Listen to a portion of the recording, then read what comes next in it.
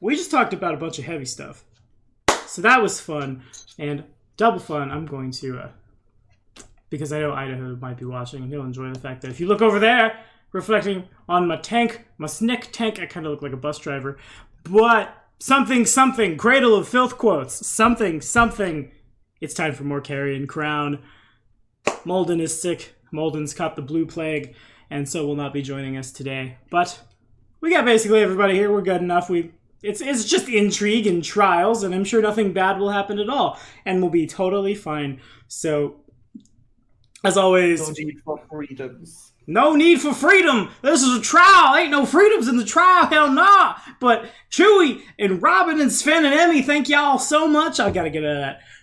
For your patronage, keeping us rolling, helping us do cool stuff. We will begin the in-character reflections and the introduction of the race class shenanigans with the roll of the D4. Because you never know when you need a hero point when you're rolling diplomacy. First up will be the new guy.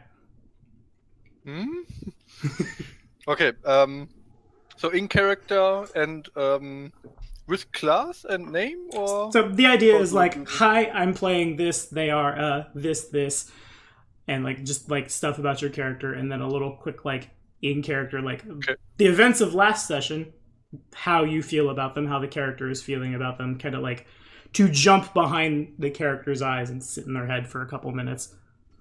Okay, I got it. Okay, hi, I'm Sven. I'm playing Feel the Rogue, the new addition to the group, and I was captured. Like, yeah, you could say so. And after getting the how could I say that? Getting to meet the group. He learned what's going on outside and get his Robin, wie heißt das? Etwas. Deal. Get his deal to get out of prison, and the deal is to help the group get one of the words. I hate it. Yeah, he has to help the group to get out of the prison, and so they were investigating a murder, and he met a professor that was kind of crazy, but funny too. I forgot about that. How could you? That was almost all the session. Yeah. Yeah. And he's looking forward to see where that this investigation is going to. Fair enough. Take the hero point. And next up, is the woman of the hour who, as I was telling everybody before we jumped in, we recently had someone have a work schedule change, but they are the bravest, most amazing people on planet Earth, and so would like to continue supporting BDG. So suddenly I have a spot open, and that spot has gone to a series Juliana's player. Emmy, tell us what you're playing in character reflection. Stop leveling up your character that you should have leveled up before the combat. Brave, very brave. All right. Well, we already got a name out. Thank you. I am playing Asiri Juliana. She is a shaman. She is a serendipity shaman archetype, and she has the life spirit. As far as an in-character reflection... Oh, Amaran. Yes, that's important. Yes. She is the catfolk.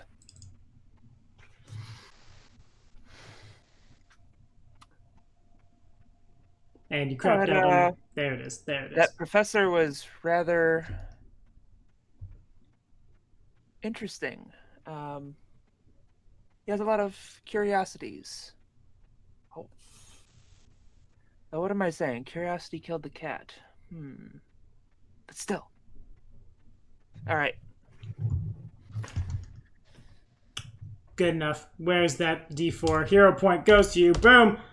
And it really just wants Sven all the time. Nope, actually, it's number 1 at the top. The man staring at you with those creepy bloodshot eyes. Formerly known as Chewie.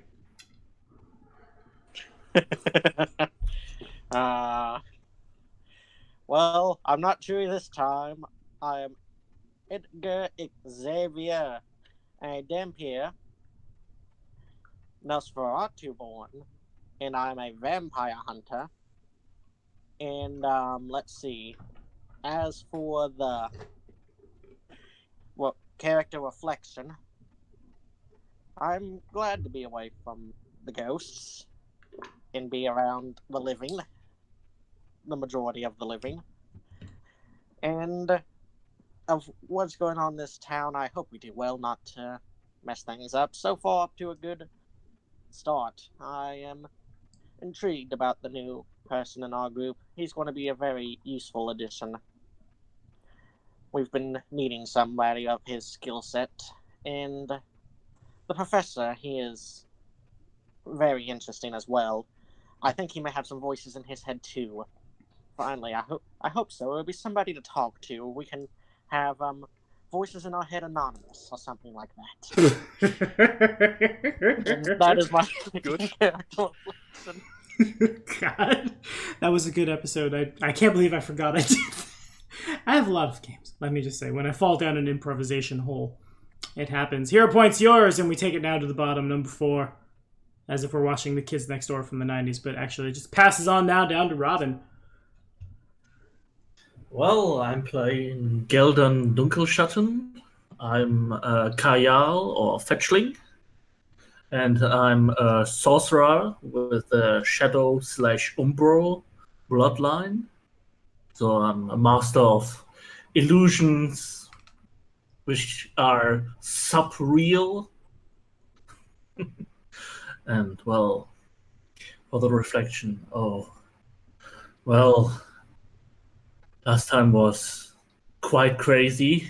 We finished up our business in the prison, and barely we were stepping out, trying to intimidate the villagers before making our run. Suddenly, time and space froze, and some cosmic being that watches over the time and everything else showed up, talked about grand things, and spells that were used in different lives which rippled through the dimensions and will probably affect us in the future, or maybe they already have. And then pretty much gave us a ride to our next stop. Manipulated people's memories. It was kind of scary, actually. And I'm surprised that my friends barely remember things of that. I think the meeting with this strange, quirky professor made them forget all about it. Maybe it's a part of their power. I have no idea. Yeah, sure. I'll take it. Fair enough. The hero point is yours, and we dive in. I'm not quite sure. Last time it ended somewhat abruptly. I wasn't quite sure if the beggar actually gave you some information or if he just gave him a warning and kept the money when he ran away. He did kind of just take off. You guys haven't seen him since. Okay. He just, don't be weird, Kitsune. Takes off. Yeah.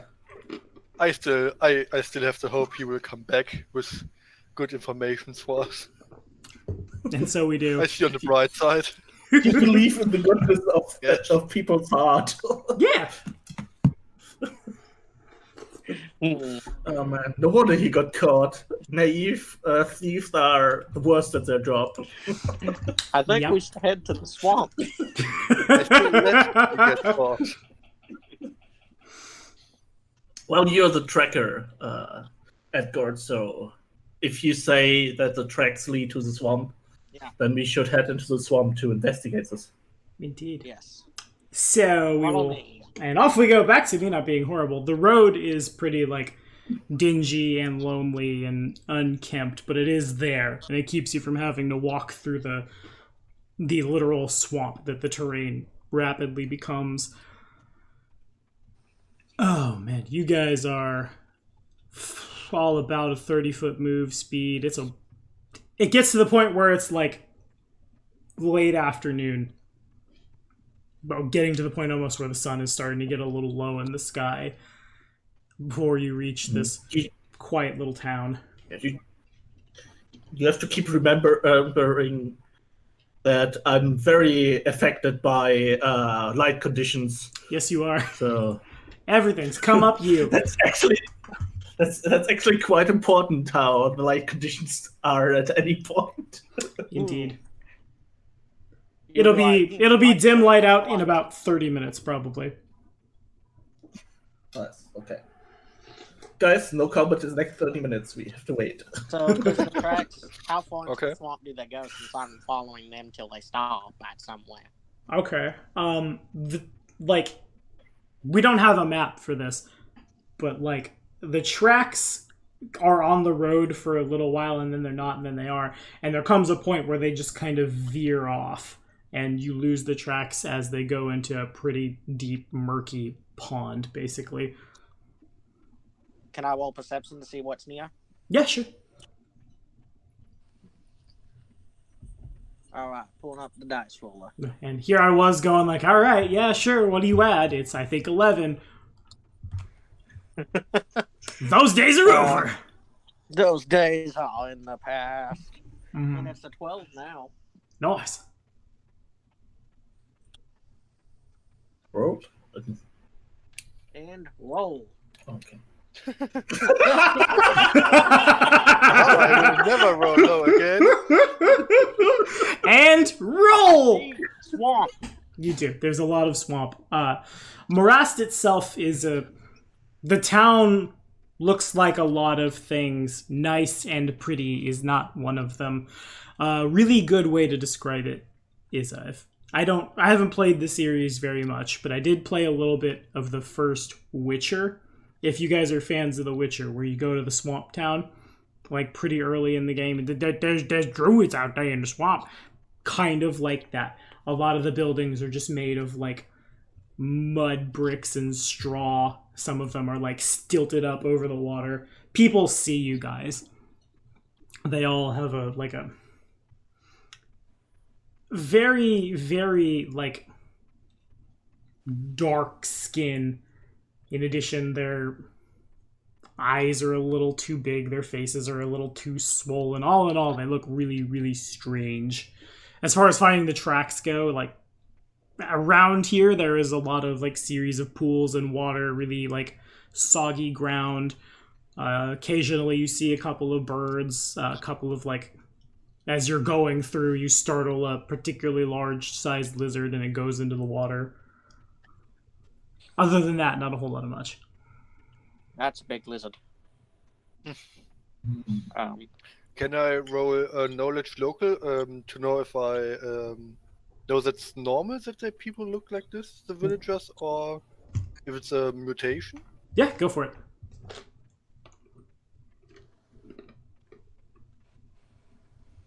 And here comes another natural 1. So we are off to a great start. Wait, what? I'm just waiting for the second natural 1. That would be hilarious. Yeah. Okay. No, but the same. It's like Natural five. I'm an expert. Let me tell you, and then total spoof, total bullshit. Okay. So doing a scroll. So local rumors claim that somewhere in their, like, reportedly inbred ancestry, they mingled with strange swamp creatures, which tainted their blood and made them look as strange as they are. However, yeah, you rolled well enough.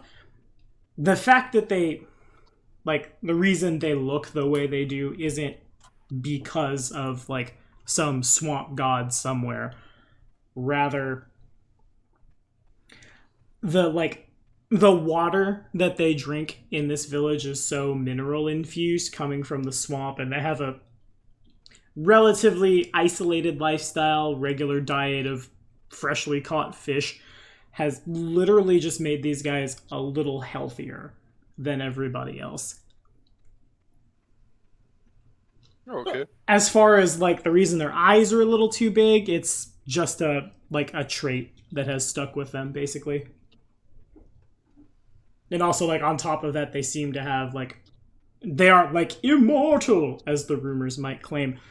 Rather, they are able to reasonably take care of themselves, and so, on average, they live longer than, like, most humans. Big eyes, healthy looks. The Japanese anime characters.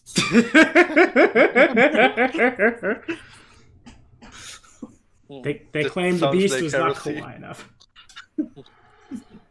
Gildan, Yes. how good of diplomacy at talking to people?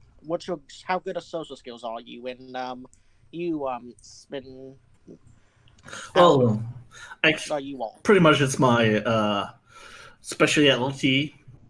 I always depended on my silver tongue when trying to sell stuff. I learned the trade from my father, so he always put a lot of weight on training the way you speak and how to, let's say, manipulate people to look at you favorably so that you can make better deals.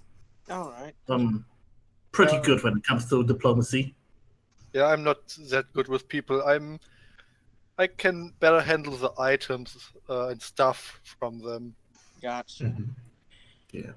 Yeah. Gildan, then why don't you do the talking? We should try to find some witnesses here, and maybe talk to the chief or something if they have one. Try to get on their good side. Mm-hmm. We don't want an incident of Harrowstone and Ravengrow and all that. That's quite true. Say, Edward, how good are you at looking through someone's motives when they speak? Because while I'm pretty good at convincing people, I'm not always the best when it comes to looking through the reasons behind things that people might say. I'm decent. I'm decent. I can give a good. Siri is just like looking over their shoulders, like, really? You still blame me for this? I can give a good roll and have a good chance, you could say. Oh, Fine, man. see if I help you. What are you good at helping with talking? Or and what are you good at with people skills? I'm better at talking than I am at hiding.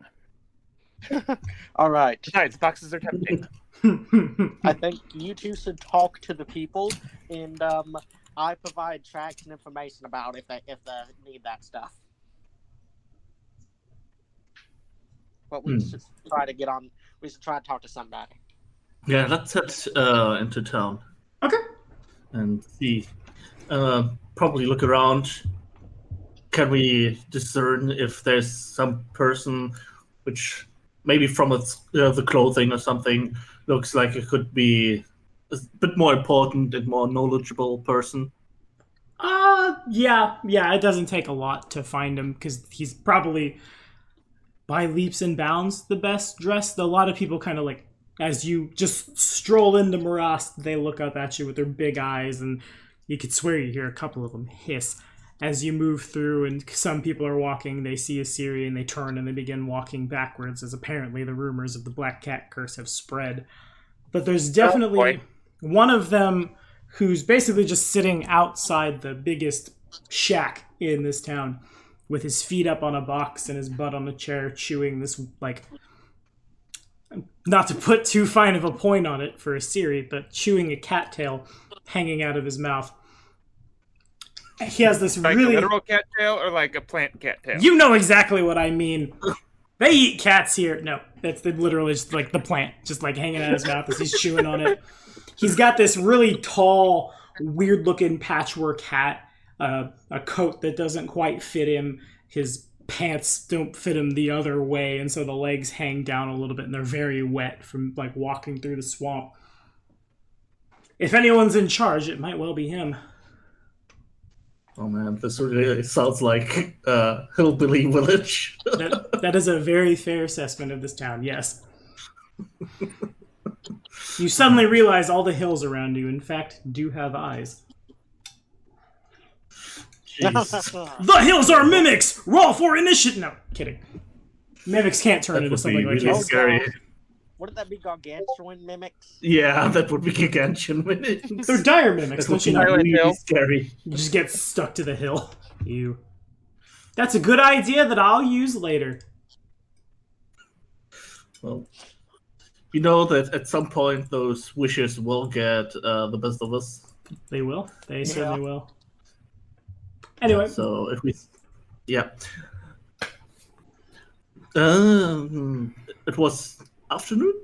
Yeah, late afternoon. It will be like twilight in like 30 minutes. All right then. I walk up to the good sir and graciously greet him. Good afternoon, sir. We came over from the next town over, and we were wondering, have you seen a strange creature? Big, muscular, kind of like a giant fleshy monster. I don't know if gorilla or something would even tell them anything. I think that's actually an animal that we don't have here, so it's probably not going to tell them anything. So In metal boots. he looks up and he sees you. Well, I don't much like city folk and foreigners. He just kind of stares at you, chewing on this gigantic cattail. Occasionally, he pulls it out to and spit out. I'm sorry, that was really gross. If Kane watches these, he's mad at me now. But but that to just hawk an enormous loogie on the ground, and then go back to just relaxing with his cattail. Can I use try a diplomacy check to increase his friendliness towards us? You certainly may. All right. I will spend some time dropping compliments and stuff like that. My sir, what a fancy cattail you have. Yeah, that was the biggest whatever you just spit out that I've ever seen. We called this anime town. You now realize the cat girl has put the tail on the wrong part of themselves. Oh. Jeez. You kids and your cosplays! Diplomacy check. Nice. 32. Well, I think I did put my cattail in the wrong place. Thank you very much, Ferner. Why, yes. I have, in fact, seen this beast. Matter of fact, I'll be heading to Lepidstadt, if you know where that is, y'all obviously being foreigners. Because I'm a star witness. Thank you very much. Oh, what did you witness? Oh, let me tell you what. The tale? Oh, I'll tell you the tale. Yes, sir, boy. You sit on down right there now. And he snaps his fingers a couple times, and the locals begin bringing what passes for chairs out here, but actually they're just kind of old, crappy barrels. So everyone has a place to sit. I sit on the barrel. I try to fit in. I keep standing. Fio's not happy. Fio's just, Well, you see, No thanks. you should She's be having Father Grimborough flashbacks. He got all this. Actually, he probably, he eats well and drinks a lot of minerals in the water. He has despite the looks of the place, his teeth are pearly, white, and straight. And we won't ask how that happened. Well, you see now, first it'd only be that the beast they'd take lone villagers who wander out in the swamp at night. One too long. And at this point, some of the little swamp children have come to gather around, very eager to hear this tale. Before the beast! And he raises his hands and he shakes them in the direction of the kids, and they all, like you do when you're telling stories to kids who apparently make bird noises. Mm-hmm. I know how kids work. I shall also not question why the heck people would walk around in the swamp in the middle of the night. Yeah, fair. Beasts you started attacking houses, you see. And that ended when I organized my people here. Did I tell you, in fact, I am the village elder? My name is, by the way, Lasney is my name. He holds out his hand. It's covered in swamp mud. But therefore, the skin is very nice. Well, I shake his hand. How do you pronounce it? Lasney. L-A-S-N... excuse me, L-A-Z-N-E. Lasney. Lasney. Okay. Okay, got it. We all got our torches anyway. We were waiting for the beast, and we chased him out. Must have been at least 7 foot tall, this guy. He took to the water, he did, but we gave him chase, and he points to these like little boats that are sitting in the water. We got in our boats, we chased him out to our local boneyard, where you see, poor thing was attacked by a blood caiman. We saw it go under, I recall. Oh, Lord, I recall this beast yelling oaths and cursing even worse than worst strumpet in all the leopard stat would say as he went under the water. We assumed he was dead. Unfortunately, the beast's blood tainted our burial ground, of course, as you do, so we had to get a new one. But we assumed we got it, then done heard that we didn't. And of course, I realize now, like I tell you, my fine people and strangers, that I must tell my story. Make sure this thing don't go stealing villagers again. He puffs his chest up with pride as, yes, I am important. Look at me. Chewie wants to roll a thing. Well, I didn't see what the Cayman was, but I also have 2 questions for Mr. Lasley. Okay. Well. Sure. Yeah, I also have some questions. So, I would like to roll knowledge. Let's see. I guess local, I have 1 point in it to figure out what the Cayman is. Nature is also Knowledge, acceptable. nature. Yeah. I know, but I don't have nature.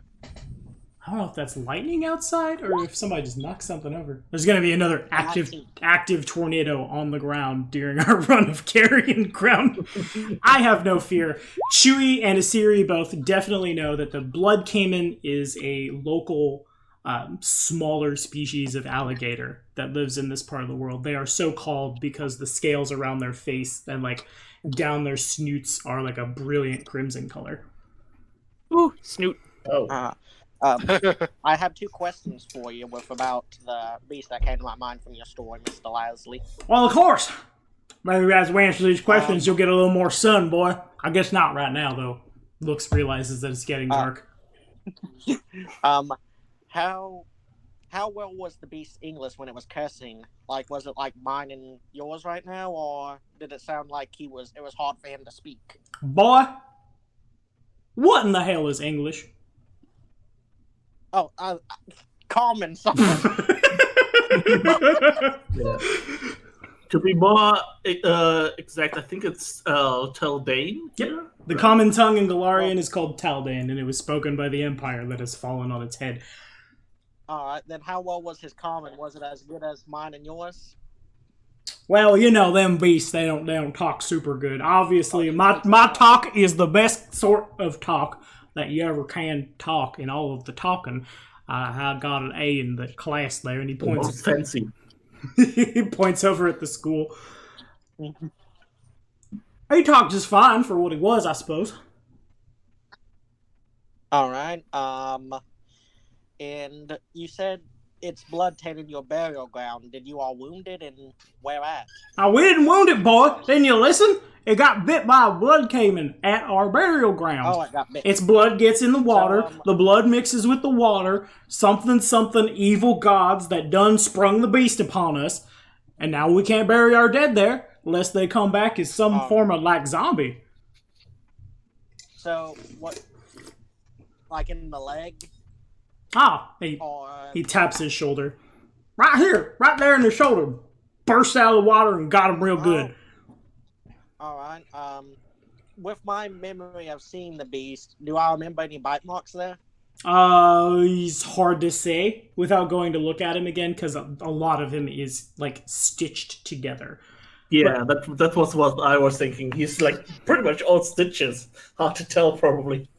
That said, if like a blood caiman is not as big as like some of the crocodiles that Asiri might have seen coming from the center of Garund, but they're not small. And certainly, if all those teeth got into the poor guy's shoulder, like they would leave a scar.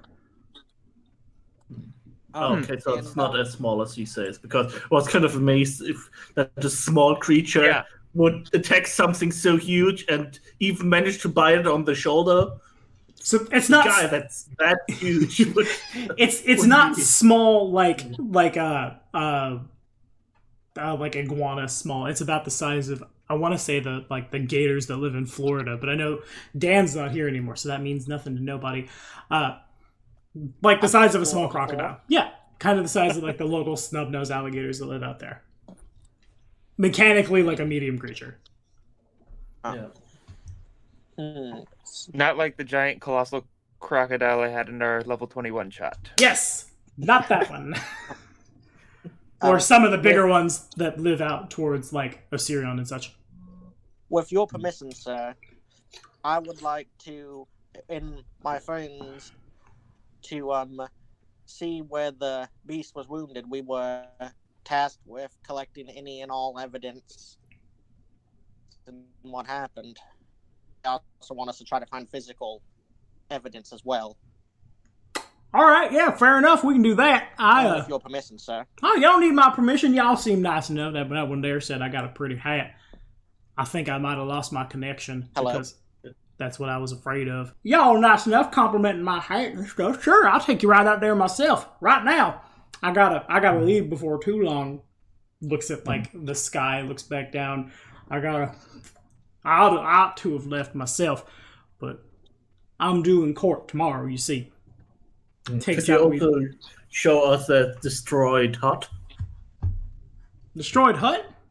Yeah, didn't he you like... said it was breaking houses. Yeah. Breaking into houses. Into houses? Oh, okay. I thought he smashed up a place. I'm sorry, I know this accent's real hard to understand because words are difficult for all of us. Why, yes, indeed. Yeah, I think we'll take you out on the boats right now, me and the boys. I'm heading back into Lepidstadt myself. Gotta go make sure this thing... And he thumbs up, turns towards him. Make sure he hangs for what he did. Like, yeah, by all means. And he hops up and begins walking towards these little boats. A couple of the people around town go to do so. They're all propelled kind of like gondola style. There's just kind of a big old stick that goes in the bottom of the water and pushes the boat. Well, y'all coming or not? I assume everyone was already going. Yeah, I get in the boat. Yep. Following along. That's more like it. You gotta speak up, boys. And so you guys do. The journey it doesn't take long. These boats can pick up pretty fast. A tiny, miserable-looking little island, as you guys turn a corner, rises up from the swamp. A tangle of trees covering its dour, reed-choked surface. Hundreds of roughly humanoid figures made of, like, sticks and twine and stuff hang from the trees. Larger ones, almost like scarecrow style, are planted in the ground, leaning almost as if drunkenly. And you guys are... Knowledge religion to see what those are? Sure.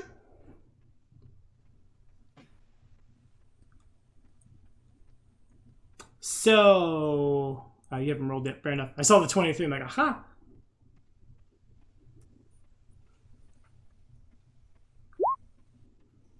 So, at best, there's just like local, tribal, superstitious symbols meant to prevent the dead from coming back as the undead, as they so often do in this part of the world. Am I correct to assume that these people are also pretty superstitious of magic and stuff like that? Yeah, that would be fair. Aside from the holy kind, which is a priest's wield, I assume that kind is okay. Something like that, yeah. Lasny and his people pull up to the island, and they wait for you guys to get off the island. Well, I think the boys and I are gonna go fishing. We'll be right. Just holler. We'll be close enough. We can hear y'all, I'm sure. And he looks towards his boys, and his boys look towards him, and they begin rowing off into the water, leaving the five of you alone. Catching fish. Thank you very much. We're very hungry people, and we like to eat fish.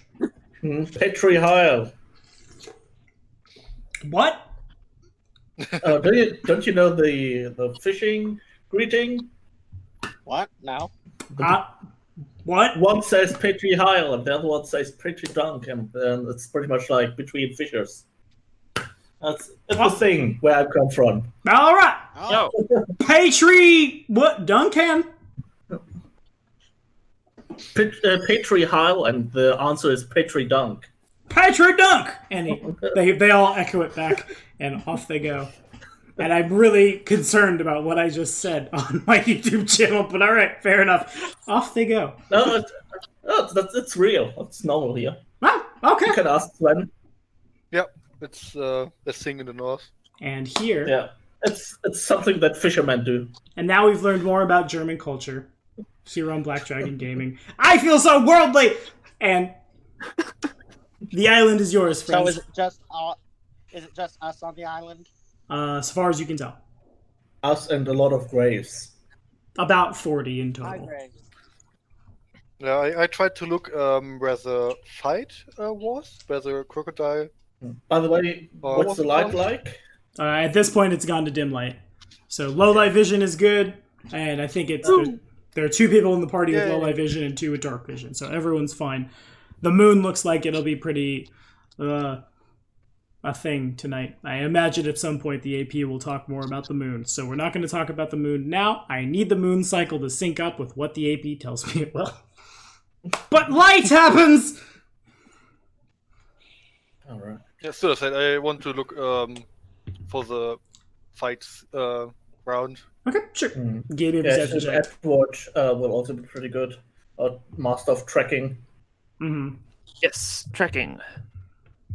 That is a good thing. Yes, tracking. I can track.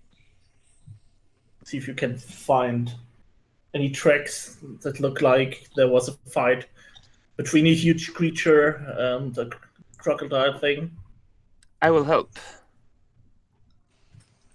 Alright. Ooh. Okay. That could have been a lot better on my end. Whoa! Wow. Well Better done, than my Chewie. one. The Bite of Chewie, the Redemption of Chewie. This is the name of the episode. None of the episodes in Carrion Crown have had a name so far, but the Redemption of Chewie. Anyway, so that was a what kind of check? The survival. Survival. Find Okay. the tracks and what happened. Okay, so then Edgar begins looking around the island. Siri doesn't come up with a whole lot of much, but one of the first things that Edgar notices in some of the taller trees on the island, there's a pretty big nest. Oh. There's a nest up here, guys. I'm not so good with creatures. Do you have any idea what kind of creature that nest could belong to? You're pretty good with nature things, right, Yuri? Do you have any idea?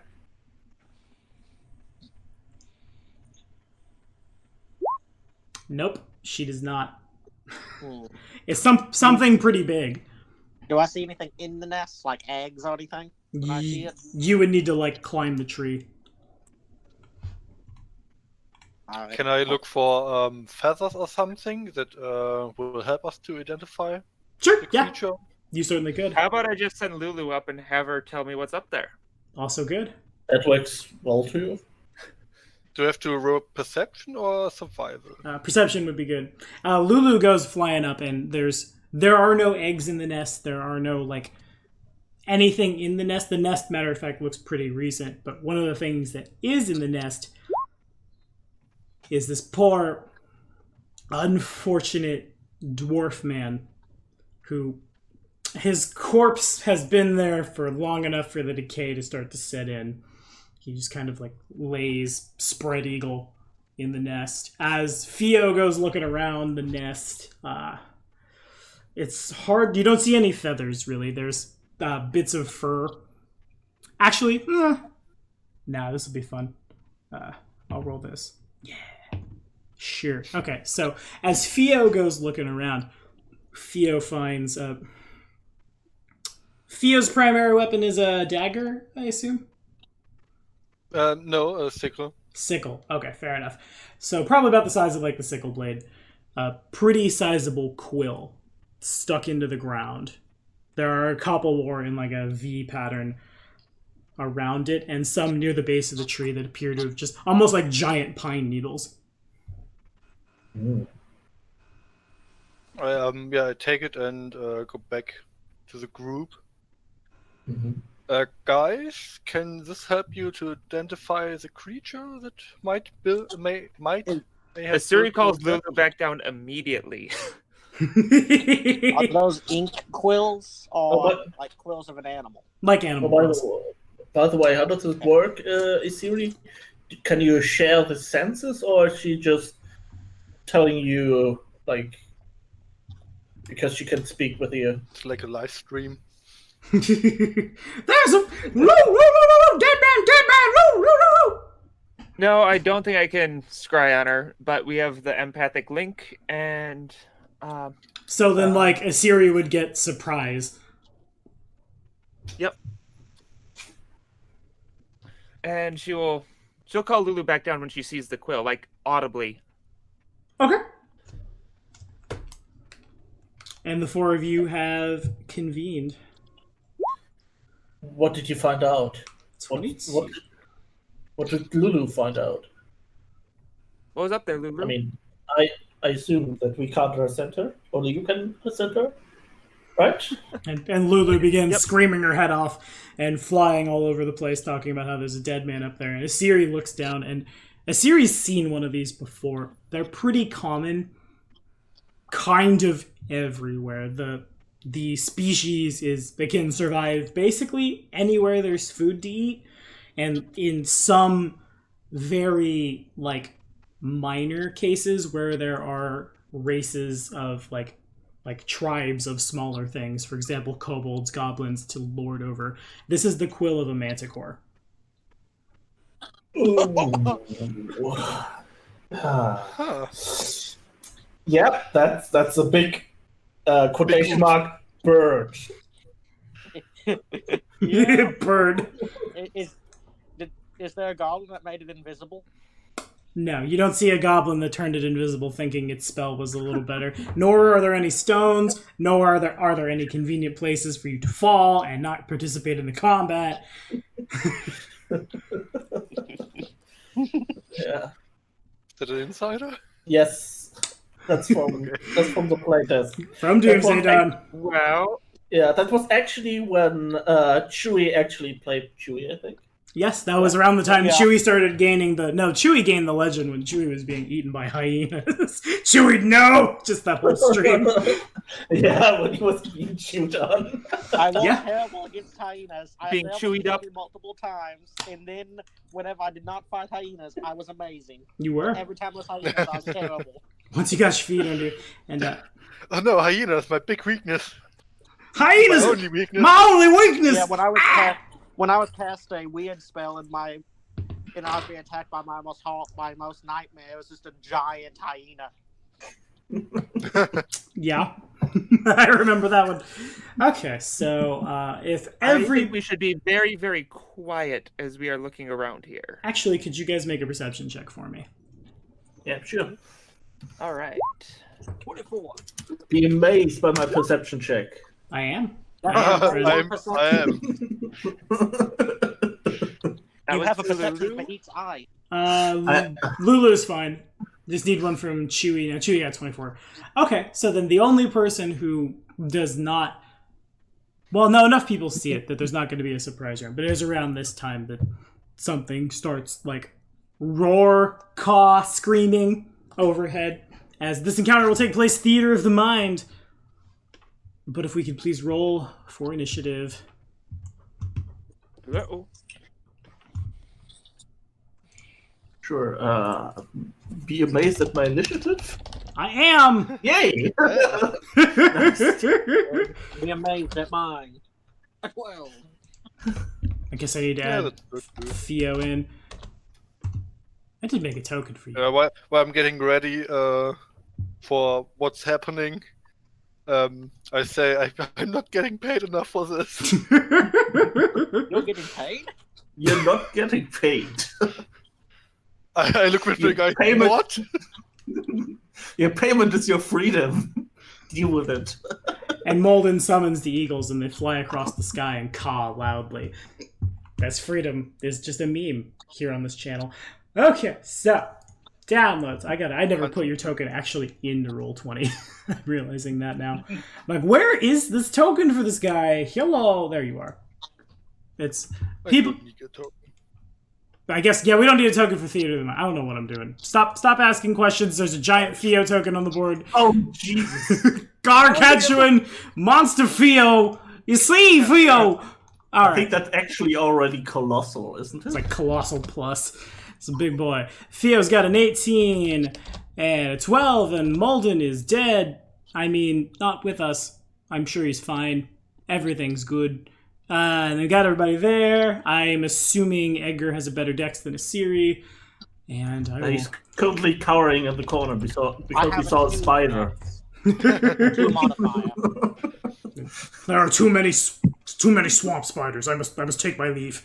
And so he does. Hi, Anthony. I'm sorry you're sick.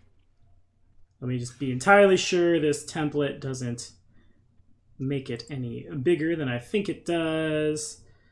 Not to quickly scare everyone.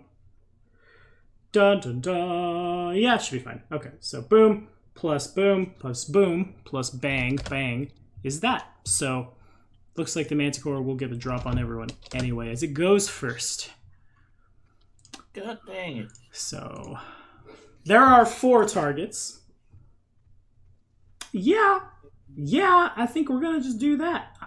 So, is there another page in Roll20 or? No, this is all theater of the mind because this whole part is kind of more like investigaty, and there's a board in the game for this. But I feel like if I put a board down at any point where we're moving tokens, everyone will instantly realize like there's going to be a fight here. So the Manticore leans back its tail and snaps it forward, and I'm gonna try to hit everybody's flat-footed plus that. So I think I roll separately for all of these. I'm so used to this taking only a couple of actions. I think I can't get flat-footed. Oh, yeah, there you go. Well done, Uncanny Dodge. So, Geldern, 29 to hit. Oh, yeah. If this were 2nd edition, he would crit me hard. Good, that's what we do with Manticores. 19 to hit Theo. A 12 to hit a series flat-footed. No. Nice. And 13 to hit Edgar's flat-footed. Yes. Okay. And then did a 19 hit Theo? Yep. Alrighty. So then that's... Someone is messaging the Discord, and I still haven't closed it on. Oh, yeah, that's what I thought. Okay, neat. All the rolls get a buff. All the rolls get a buff. That's the new song for how to kill your players. 1d6 plus this. Shablam! 11 points of damage to Geldern. Alright. 9 points of damage to Theo. 10 points of damage. Can I? Is it something like the dragon breath? I can roll to half it. Not quite. This is a ranged attack like a bow, except it gets to target 4 people. Okay. And then 10 at Edgar, and Geldern is up. Alright. I'll do my signature move, Magic Missile it? Signature move! Alright, so with it currently being dim light, my caster level is pushed by 2, so it's as if I'm 8th level.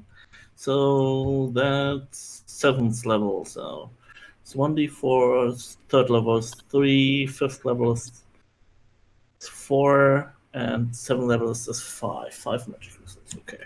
Nice.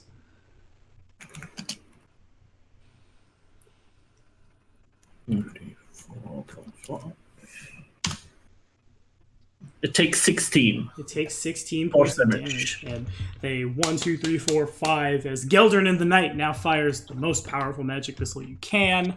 And I'm gonna. Oh, by the way, does my mischance work here? It is By a 50%? yeah, it's dim light. Fair enough. Really quickly, I'm gonna do that. So that's the thing that happened that we'll resolve in a minute. I need a 50 or better to hit you. Okay, it missed. It landed in the shadows. Good call. Good call. Good remembrance. So the magic First missiles. time that I'm using that. The magic missiles slam into the manticore, and the manticore drops. It's probably about 30 feet in the air as the missiles hit, and then it drops down another 15 as it screams out. And is that all from you? Nice. Yep. I 4-round magic missile. Of course. Alrighty, Theo. I try to move away from the group, and so we won't get caged together again. Okay. Makes sense. And just throw a dagger for his head to blind it, to try and blind it. Okay. Okay. Daggers Trying have to a... call shot or just flavor? Please again. Are you trying a called shot or just flavor? Call the shot. Okay, so then that'll be, it takes a really big penalty. You'll be trying to roll like a 20, basically. Yep, all good. Or you could just try to damage it. Nah. Okay. It's going for the style. So it's 15 feet in the air. That's the second range increment of a dagger. Targeting its eyes. Hey there, have you heard about the called shot rules? I gotta look them up. I wasn't expecting that at all.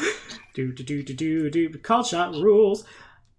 Alright, we are targeting the eyes, the windows to the soul of the manticore. And we need a... with the range increment included, you're rolling with a minus 12. Okay. And he's gonna crit. Watch, you just go... I will hit it. Oh, -9. Well, did you add your bonuses before you? I mean. Oh no, I didn't. I mean, it will still not work, but it won't be that bad. Then it's a 3. It's a 3! It misses really wide. Theo tries to... and the dagger just kind of goes off and there's a splashing sound. Almost. Close! God. Beautiful. Alright, Asiri. Do we still have any of those crossbows? Yes. Oh yeah, we have a ton of them. We never sold them.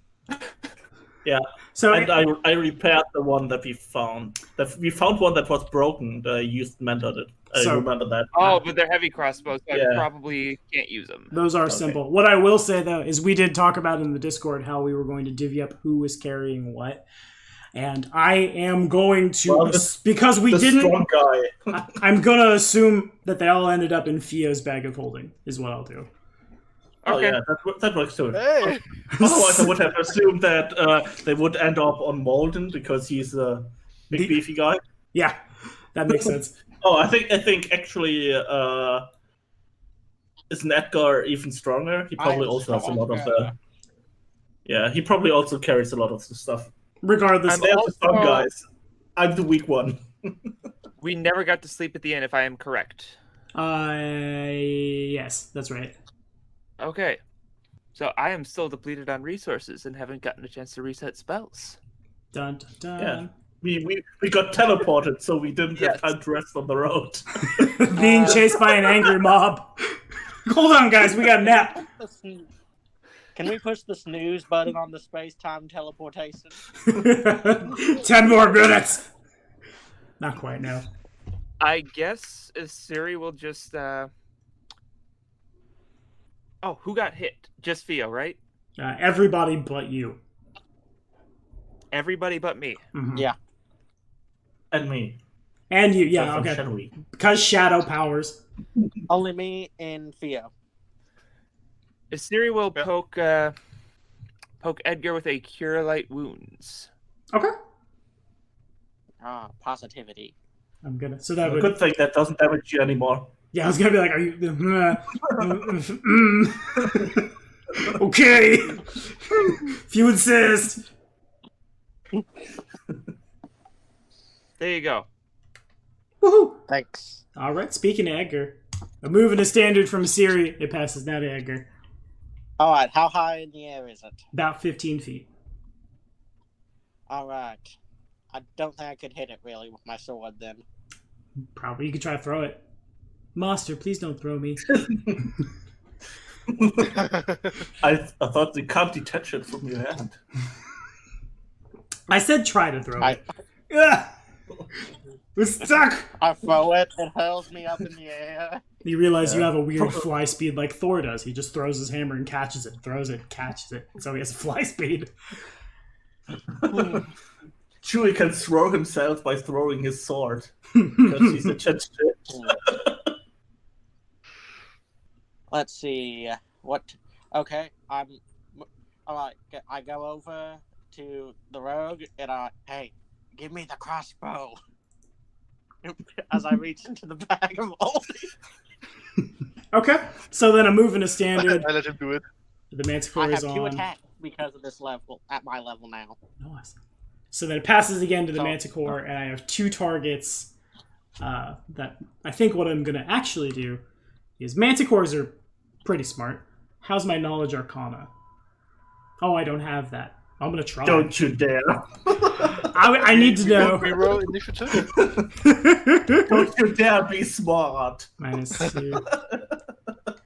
The Manticore sees its tail spike land in an area that definitely should have hit Edgar, or damn it, definitely should have hit Geldern, and then didn't. And it doesn't stop to scratch its head, but its lion-y face turns and it looks and it doesn't quite understand, but it knows that's where the ouch came from. So Geldern and Asiri will be the targets of the next one as a standard action. This one might very well hit Mr. Yeah. Mr. Geldern for a plus. The vap-do-doop-do, where I make noises. A 22 and a 16. Totally.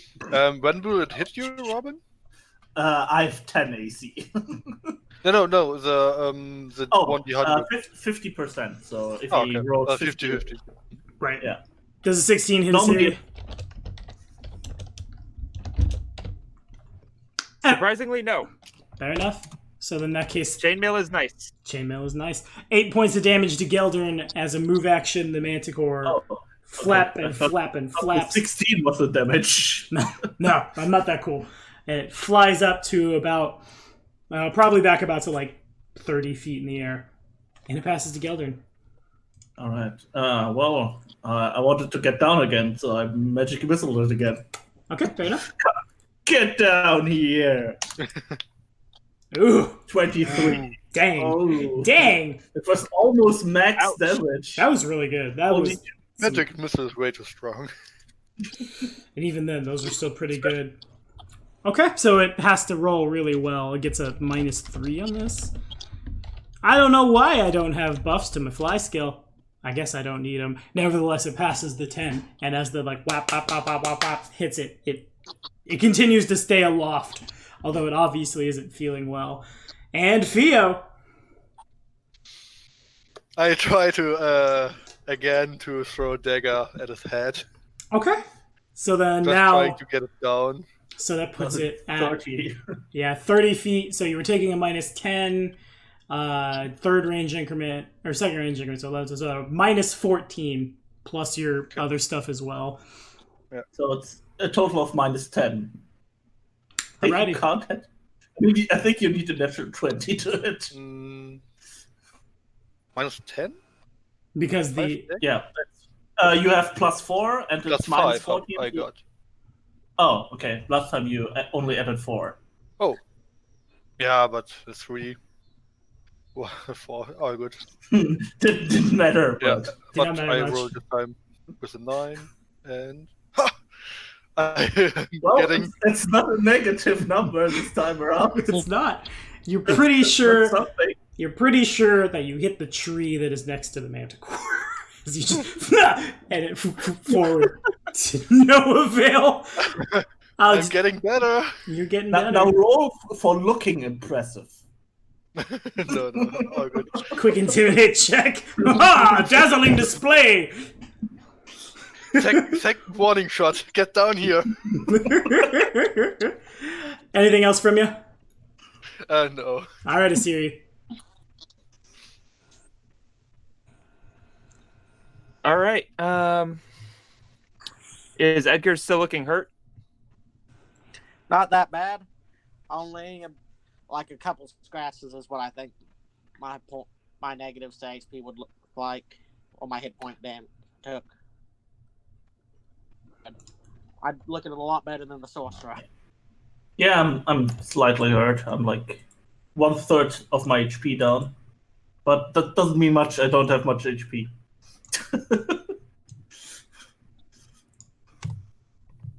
Now I'm at full again. Oh, okay. Well, yeah, I lost 8 and you healed 9. Good enough. Nice. And since Geldern can reach out and grab the positive energy, you don't have to fumble in the dark for the mischance. Do you want to move at all? I've moved your all's tokens on the board to indicate like who is close to who, but that's like all the board will have this combat. Asiri will move a little bit away so that she's not right next to him, so they're not getting targeted at the same time. Okay, makes sense. So you see yourself on the board. Go ahead and the squares matter.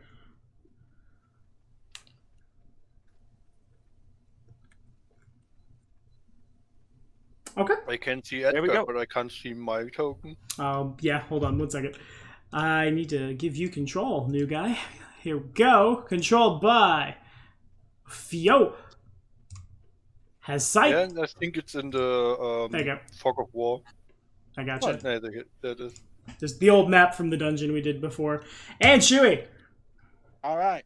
I like to take a crossbow and fire it. Okay. I will. I had my dex to hit with a crossbow. Yeah, and I guess we're going to assume that for some reason the crossbows were stored in the bag of holding loaded. All right. Safety first! Yeah! What's that? Does a 12 hit? 12 does not hit, no. Okay. Since I get 2 attacks, I reload and fire again. What kind of crossbow is it? Whichever one we had in the bag of holding. I'm not sure either. We had a heavy. Heavy. And we had It's a- some yeah. lights, right? Yeah, I think we had 1 heavy and several light. Yeah, Okay. I'm using the... Yeah, I think we had Light. 6 light, 1 heavy. Okay, so then a light crossbow is a move action to reload.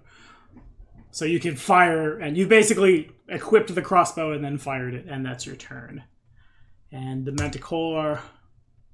I'm going to draw on the board here. We have 5, 10, 15, 20, 25, 30. These two are too far away. These two are still within 30 feet. The Manticore will fly up another 25 feet in the air, putting it at the 55-foot mark. And it would like to do the dance. It's useless. You're still within magic missile range. You're still within spine range, mortal! 23 to hit Geldern. Well, roll the D100. Oh, God, yeah. Then a 29 to hit Asiri. I actually got hit. It's amazing. You did it! I want to be entirely sure the spines don't have a crit range of 19 to 20. I don't think they do. Wait a minute. Did I do that yet today? Can I make him re-roll? That'd be fun. No, I can't. Okay. Well, good. Good Never for you, mind. friend. You keep talking like that, I'll target your owl. 10 points of damage. Geldern's on. Nice. We keep magic missiling him. That worked so far. Yeah. Another 17. Okay, yeah, fair enough. That hits. Still standing. How's this flying doing? 30 feet less, I'm sure, but I'll roll it. As Here I we go. see seeing the missile hit, I shout, Yeah, "Yeah, get him!" It is able to maintain its spot in the air, but definitely doesn't look good. Some of these are starting to hit around the back of the head, and it's like it's pitching forward and backward dangerously. I add to it, "Do better!" And speaking of do better, Theo. Yeah, I will take a crossbow out of the bag of holding, or did I misunderstand that there are? Yeah, there's several. There are a You- lot of crossbows. Okay, yeah. Yeah, Yeah, I will take one out of the bag of holding. probably best to use the light crossbow. I don't think you're proficient with that. Yeah, a light one. Okay, sure. Make it so. Shoot it! Shoot it! Can I take it out and shoot? I don't think so. Yeah, they are. It's a move action to pull it out because Edgar's done it. We have now set it up that all of the crossbows are loaded. You aren't holding anything because you're throwing daggers. So, Okay. No negatives this time. if you're just trying to do damage, no, it would just be fire out. If you want to try to Yeah, hit him, just damage this time. okay. Otherwise, it would be at a I minus know. 10. I still go for the head. I will keep going doing it. I mean, if at the moment it works, it will be pretty awesome. Just need to work. Yeah. So minus what? Minus Minus 10. 10. Yeah. Representing a difficult This time touch. no range increasement, so Yeah. no -2 or -4, just minus 10 in total. So -5 for my Yeah. dex. You got it. What? Oh come on! Oof. Okay, fair enough. Not my day today. Not your day at Yeah. all. Also, you might still actually need a net 20. That Manticore might have an AC of 15 or higher. Yeah. And even with it's not just your dex, you're also adding your base attack bonus, which I think right now is 4 for you as a 6th level that's rogue. Even then, it still whizzes really hard overhead. And Asiri, Asiri's getting tired of not doing much, so Go, attack Lulu! no. Not again? Asiri will sprint over to here in a straight line okay, and pull out a crossbow. sure, sounds good to me. And You got a crossbow, and you get a crossbow. Everyone gets a crossbow. Chew your run. All right. I reload the crossbow, and I fire the crossbow. Okay, sounds good. So roll that with an 18 to hit. 18, unfortunately, you fire and it gets stuck in the main of the thing. You definitely, hit it, but it doesn't seem to hurt it. Dang. Dang indeed. Yeah. Yep. Net 20 for the cold shot confirmed. So now that there are 3 targets together, I'm going to go ahead and... Yeah, it's going to go ahead and try to fire. This one's going at Theo, a 16, a 21 at Edgar, and a 17 at Asiri. It's a miss on my side. That just meets my AC. It Nice. hits. So then, plus this, 12 points of damage to Chewie, 8 points of damage to Asiri, as this thing, as it fires, it turns around and starts flying off into the swamp. It's running away. Yeah, it flies 50 feet. If we're assuming it was sitting, here, whoops, here, shall we say, it flies 50 feet backwards. And it passes to Geldern. I've got to check how much range I actually have with magic missile. Range is 100 feet plus 10 per level, so 160 feet. So it should still be within range, right? You got it. All right. Let's see if we can bring it down before it runs away. 16. 16. That's a number. Okie dokie. I will put that in the calculator. Calculator, here we go. It has that much damage. It takes that much damage, putting it at that many hit points. It has that many, so then it would have... let me see here. Plus, just doing the fancy math. Yeah, if you would like to flavor that kill, Robin. Nice. Well, I see it bleeding heavily, trying to run away. And I take one last time. It's like, at least the last one go into the eyes. And then I fire 5 magic missiles, but from the back of its head so that they come out through its eyes. And then I'm doing it the wrong way, I know, but... But we got it there. Yeah, And it takes that much damage from the fall, which then would put it to my con is that number that you don't need to know. I think it is big poop.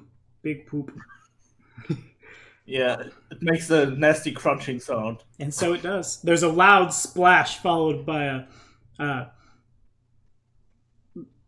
Dukin how? Is that how it went? I think it went Dukin how. It's the biggest fish I ever saw. Why does it look like a lion, though? Is that one of them lionfish? No, it's clearly one of them quillfish. Oh, you know, we already established Pokemon exist in the universe. We both have a Dodrio and a Hoot Hoot. Well, thank you very much. No, it's a Hoot Hoot. You shut up, cat. And initiative is off. It has 2 legs. Says who? Don't challenge Tommy. He can take that leg away. I am the game master. You are my pawns. You just think everything is fine, just flying around with Lulu, and then some crocodile jumps up and eats one of its legs. That's You won't actually see it coming. that's how one of the wishes is going to be redeemed from Doomsday Dawn. It's just sorry you have 1 claw attack. That's all, not 2. Anyway, the floor is yours, guys. Does any one of you know? Probably, yeah. Maybe I do. Do manticores have any components for spells when you take them apart? They have hide. Are their bodily parts worth something? I mean, I can check for the magic part with Arcana, I guess, but I don't know the nature part in general. Mm-hmm. Maybe I do? Is that part of my merchant knowledge? Arcana, nature, things like that. I don't know, but the other question is, can we track it back to the nest? I don't think that the nest in the tree is the nest from the manticore. There was there was some body up there. Body. The corpse. Yeah, I was thinking the same thing. Yeah. That dwarf definitely looks like the world, in fact, rolled him. Okay, so Geldern... Chewie, you're not super sure. Geldern, the hide of the manticore is pretty tough and can be turned into, like, decent leather armor. The quills can function in a pinch as, like, an improvised javelin. Other than that, not really... That big? Yeah, Oh, they're wow. a large creature throwing spikes at you. And they do the same amount of damage as a javelin. So, about javelin-sized. Okay. But I kind of assumed that they would be like huge throwing needles, like darts or something. I didn't expect them to be javelin sized. they're real big. These guys can really, like, you could harvest the parts for, like, improvised javelins or armor, but that's about it. Okay. Is Siri's gonna get the magic fancy rope and go up into the nest? Check the dwarf. Okay, sure. So you go up. The dwarf very clearly has a couple of spine-sized holes going through him, where clearly this was the manticore's kill, and it was expecting to, like, feed its young here. However, the corpse itself wears a very colorful patchwork coat, which has many fun items on it. Yay! There is The nest is this big to house a manticore? Mm-hmm. Manticores being, in fact, large creatures, yeah. Big enough to where it can sit in the nest and its young can sit in the nest also and eat. It's over big. Inside that big old patchwork coat, there is... I'm hoping someone is ready in the Discord, because Anthony's not here today, but a oil of keen edge.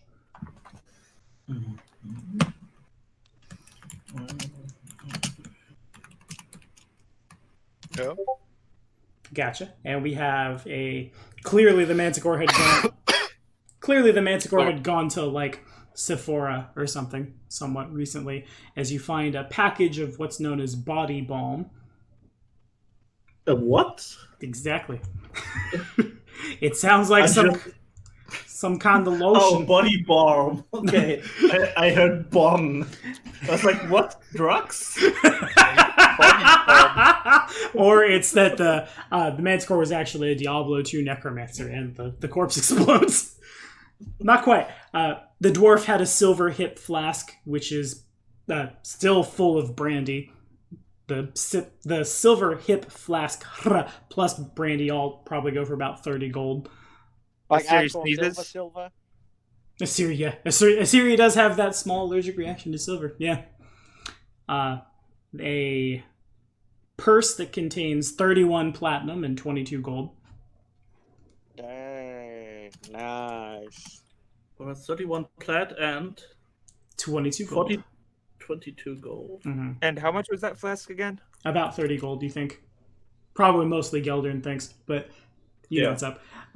There's also a pretty well put together short sword. One might even say masterwork that's laying kind of like half out of the water as you go looking around. And this is probably what Theo finds as oh, there was the things. Also an encounter happens, as well as a wand, which would be easily identified as a wand of ghost sound with 22 charges.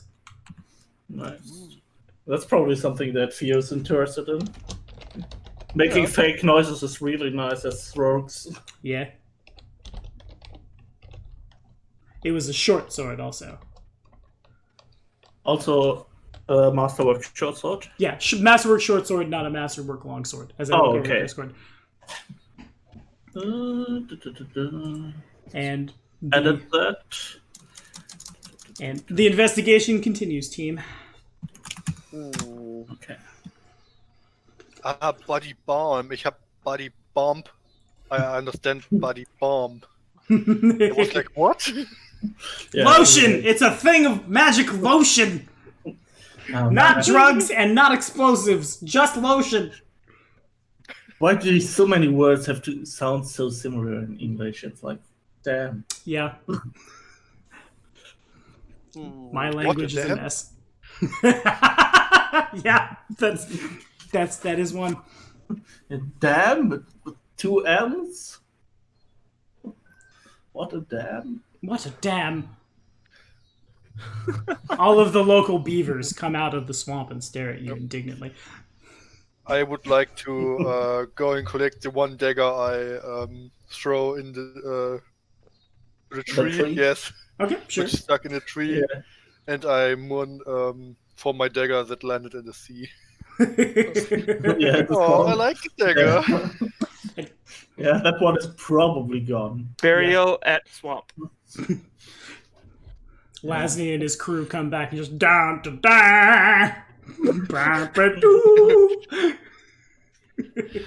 I asked them, you guys didn't see a dagger flying in your direction? No, we didn't see nothing. And they'd come back for reals, I'll say. We didn't see not one thing. We just out there minding our own business, heard some roaring noise, thought the beast come back and y'all deal with it for us, and we just minding our own business, catching our fish when suddenly a shadow done loomed over us, and then there was a sploosh, and we caught, and all the boats have lamps hanging on the back to illuminate the area, and there's 3 ropes tied behind the boats that the Manticore's corpse is being drawn on. We found this here lionfish. I ain't sure what it does, but we're gonna eat it real good. Look at that! Look at all that fine meat. That's not bad for you, right, cat lady? I realize this is a cat and you're a cat.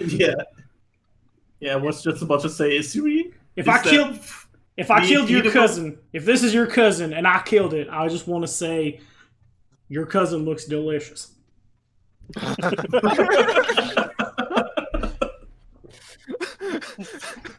You could use the hide makes really tough armor. You could use it for. Yeah, I think he's right. And this little halfling pulls one of the manticore quills out. I think I could even use this as an improvised javelin in a pinch. I'm gonna hold on to this one.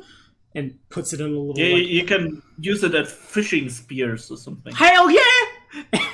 And The halfling closes their eyes, hefts the javelin, and just, like, down into the water, and a fish comes floating up. A pretty sizable fish, too, probably about the size of the halfling. That was some good advice! Thank you kindly, stranger! Reaches, grabs javelin with fish, and whoop, into the boat. I'm impressed that he actually managed to do that on his first try. I'm impressed, too! You're natural. Well, you know, Duncan Howe! He obviously gets it backwards and puts it together. He doesn't quite understand what's going on. Well, did y'all find anything you were looking for out here, or did you just come to sightsee? Well, we were just about starting our investigation when this flying lionfish showed up and disturbed us. So we hadn't quite finished our investigation. All right, fair enough. we Were found you a- missing any dwarves? Yeah, that's a good point. No, we ain't missing no dwarfs. We got old Pip here, and Pip, hi! They don't have a halfling living in town, then we got one of them, some other race that is common in Ustalav. One of them changelings live with us, but the rest of us are just normal, everyday, well, humans. I ain't missing no dwarves. Why do you ask? We found one in the nest up there, dead. There's a nest up there? And they all suddenly see the nest. Yeah, it's a lionfish nest.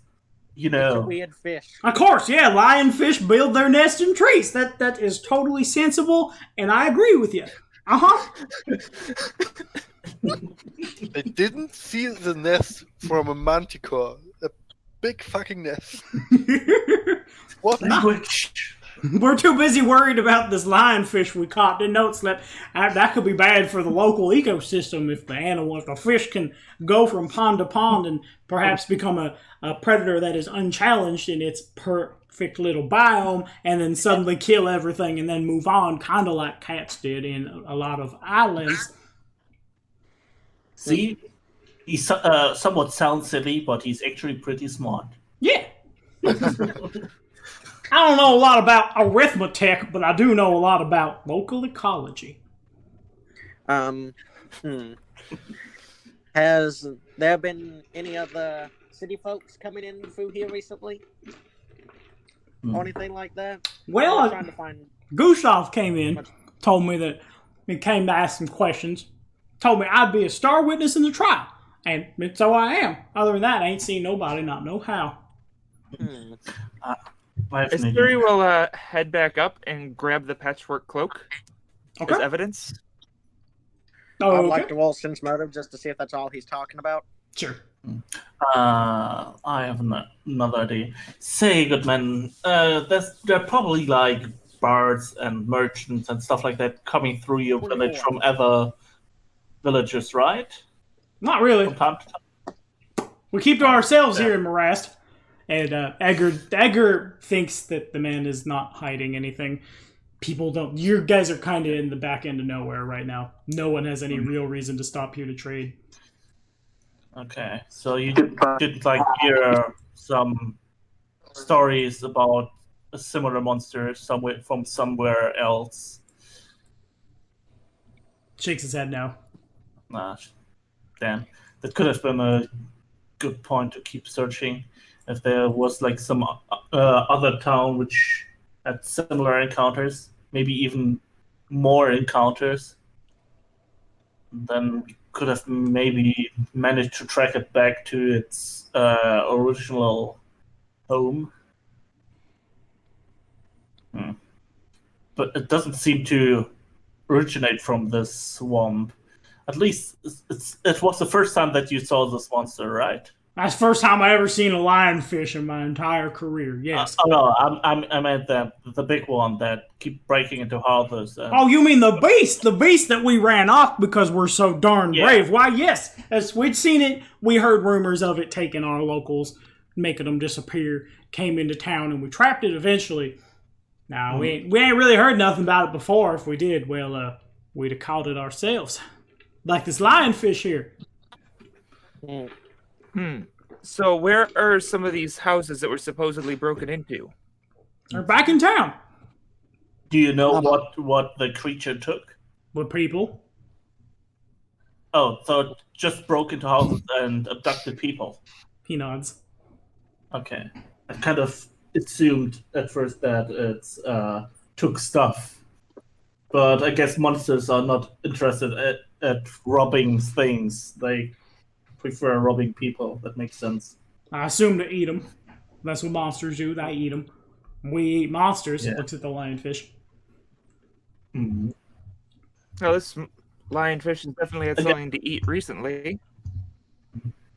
Again, a theory? Do you know if that's eatable?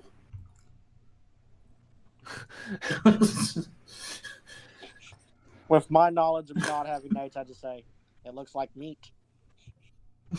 And that would be the general consensus for everybody's. Yeah, you probably don't eat the parts that are pointy, but yeah, you could eat it. Okay. Just some things you can't eat. They have meat, but A you shouldn't 14 on the consume that edible meat. check. Yes. Yeah, seriously, Knowledge like, nature. nothing bad will happen if you eat a manticore. The meat is kind of stringy, but, like, it's edible. What you do know is they're going to, if they want to skin the thing, it's going to be a lot of work to get through the hide of this thing. Because you should probably start where the holes are from the magic missiles. Those are the weak spots. Start at the Because it's bruising. already punctuated at those points. Mm-hmm. Yeah. You got your work cut out for you. Yeah, we do. I'd like to do No pun intended. Sorry about the best part being splattered. Kind of blew up its brain. Well, we don't need no brains. We ain't trying to do some weird ritual. We're just trying to feed our family. Now, looks like it's gonna be a minute to get this, so and they start rowing towards a nearby, like, an island big enough to put the body and them on for them to start, like, skinning it and start, like, harvesting the meat. We'll be right with y'all. If y'all need help, if y'all need a ride home, just let us know. And Thanks. back they go. I'm doing a perception check to look for clues. Okay, Tracks, sounds good. Anything. Okay. Yeah, I will help him. With looking. 19. Okay, sounds good. If you, No, 14. yeah, well, Not that good. well, if you use the help action, like you said, then that will Yeah. add plus Lulu's 2 a looking. to this roll. Okay. Okay. So I see Well, 21 I to would- 26. I won't bother with my 19. pathetic plus 0. Okay. So it takes a little while. It gets, like, well and truly, it's dark out by the time you guys all, like, get through everything. But you do find a lot of stuff that would function as clues. Chewie and Theo, Edgar and Theo. I gotta get the names right. It's gonna be real hard. One of the first things you two notice is you find, as you're going through the graves, it appears that 6 of them have been tampered with. They appear to, like, as if they had collapsed from below. The graves kind of, like, sink down, and there's just sort of, like, big depressions in the mud, where instead of graves, there's just big ol' empty holes. Lulu, flying around, finds towards the opposite side of the graveyard from where you've come in, you do find the remains of somebody's camp. Okay. Interesting. Eldon will turn to Edgar and say, Edgar, you're an expert when it comes to the undead. Does this look like some necromancy, like corpses clawing their way out of the grave? I lean in to see if it's either somebody digging in or somebody digging out. And would that be a perception or a knowledge? Would Either is fine. A knowledge work better? Huh? Either is fine. Alrighty. I'm That's like- doing the perception. 27. 27. Yes, he's looking to see something. I would like to poke one of the graves with a stick or something, Okay, just to look sure. if I can unearth something. You don't unearth anything. The stick sinks down into pretty, like, soggy ground. Chewy, it dawns on you based on the, like, this is a perception check, right? Yes. Based on the fact that the graves have sunk down somehow, this is not that something has, like, risen from undeath, rather as if someone had stolen the body. Okay. Asiri will investigate the camp. Alrighty. The camp, you head over to the camp, and you gotta scroll down. Okay, so there's a... Lulu leads you over there. There's a small fire pit that, like, all of everything else has been taken except for the remains of that, and there's some, like, random bits of bric-a-brac. The first thing you come upon is a water skin, and as you pick it up and slosh it and uncap it and smell it, you can tell it's still half full of wine. In addition, there's like the remains of some trail rations, as well as a curious little glass vial. Could it be that this is the camp of the dwarf that was killed? That he But why would he be digging graves? camped here? No, maybe he was just camping here and the Manticore got him. Oh, Asiri will look at the vial, but she's also going to do a quick survival to see where things were set up and where somebody might have gone from here. Okay, makes sense. So the vial itself has at the very bottom, there's the vial is empty, but there's like little flecks of green liquid at the bottom. As you look around, people could go anywhere from here. The island sits in the center of a very watery swamp. If you had a boat or if you could swim, you could go basically anywhere. Even with the 16, you're still fine. That's what you get. All right. I tried. I ask Edgar, do you think the Manticore did something to the graves? Do they such things as eating corpses? Well, I assume that if the Manticore did it, he wouldn't put it back the way it was. And this is just with me guessing here. I don't think the Manticore would bother digging up a grave if he had a live dwarf with him, and I don't think they're that smart to know people are in the ground. Yeah, I mean, I'm not good with nature, but the way that the creature is huge and dangerous, I think it's more like often an apex predator. It probably hunts for live food, I would assume. Yeah, with the nature rolls that have gone down in the past, the manticores do prefer live food, in particular humans. Humans are a delicacy to them, but they will eat anything they can get their hands on, including carrion. So it stands to reason that it could have eaten the bodies, but then obviously it would have like dug them up. There would be enormous claw marks. Asiri will do a spellcraft on that little vial with the green flecks. Okay, it does not ping. Maybe he's a clean Manticore and he's tidying up the place where he lives. We don't know him. We just killed him. We didn't try to kill him. One thing that Could you test the flakes by putting it in your mouth to see what happens? To see what it is? Isn't that what you do with potions? you mean the testing? I mean, aren't you the one who's gets healed by both positive and negative energy? Maybe you should try. Alrighty. I would like The to problem get might- syrup and stuff and that like poison bite we had. Poison. Can he actually tell the difference between positive and negative energy? I don't want to ever. Oh yeah, it heals, and then it's like negative energy for us. Chewy feels great. Everyone else is dead. Oops. Oopsie. Okay, so Chewy, you get the vial. Do you want to, are you telling me you want to drink the thing? Do you want to unstop her and go? I would like to unstop, smell, stuff like that before go drinking. So you Maybe dip Don't drink the whole thing. dip it in a pinky and put it on your tongue. So all that's left in the vial is like little flecks at the bottom. There's no liquid in, but as you pop it and you like, it smells vaguely like carrots. Of all the things in the world, it smells like a carrot. Huh. One thing that's kind of interests Keldon would be would like to read all the dates when for the graves that got digged up. Okay. There are If it no were recent deaths or if that's all like really old corpses. like in place of tombstones out here, there's just more of those creepy like humanoid scarecrow things that are stuck in the ground. So no okay. dates.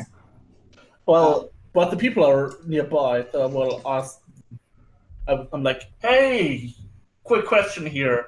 There are some weird-looking graves over here, which kind of looks like maybe someone dug up corpses. Could you tell me how old these graves are, good sir? Yeah, all right, here we come. Hold on, wait. You tell me the beast is stealing our dead? It looks like it. All right, that's that. Nope. We gotta. They all start noping at the top of their lungs and make their way over. Nope. No.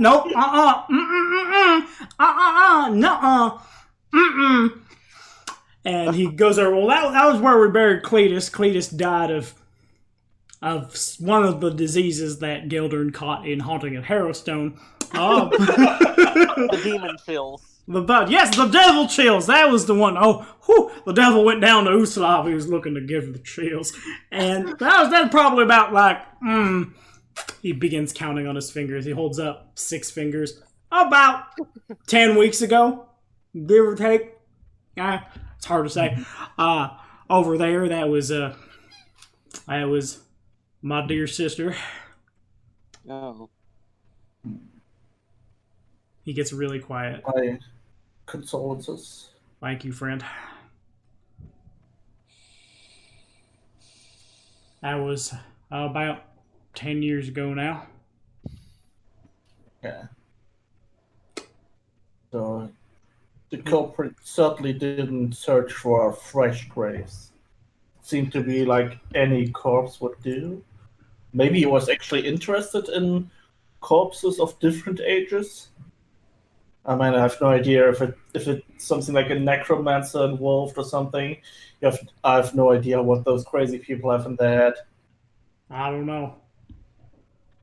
Siri's gonna whiff the vial of the carrots and take a sniff of it. Okay, smells There like you go. carrots. Do you have an herbalist or someone who may know, like potions and stuff like that, or anything close to it with the plant life and stuff? We found a Would that be like a heal, a nature, a survival? You could probably try Arcana, or like alchemy, like craft alchemy. Okay, cool. My Arcana is terrible. Okay. We could save this, I say, and we could take it to the professor's daughter. She might know. Is a 16 enough for information? It is not. Clearly, it's a potion. Clearly, it's been drank. But what it was specifically, it's hard to tell. Well, I hear that carrots are good for your eyes, so it might be your perception boosting potion. A night vision potion? Shh.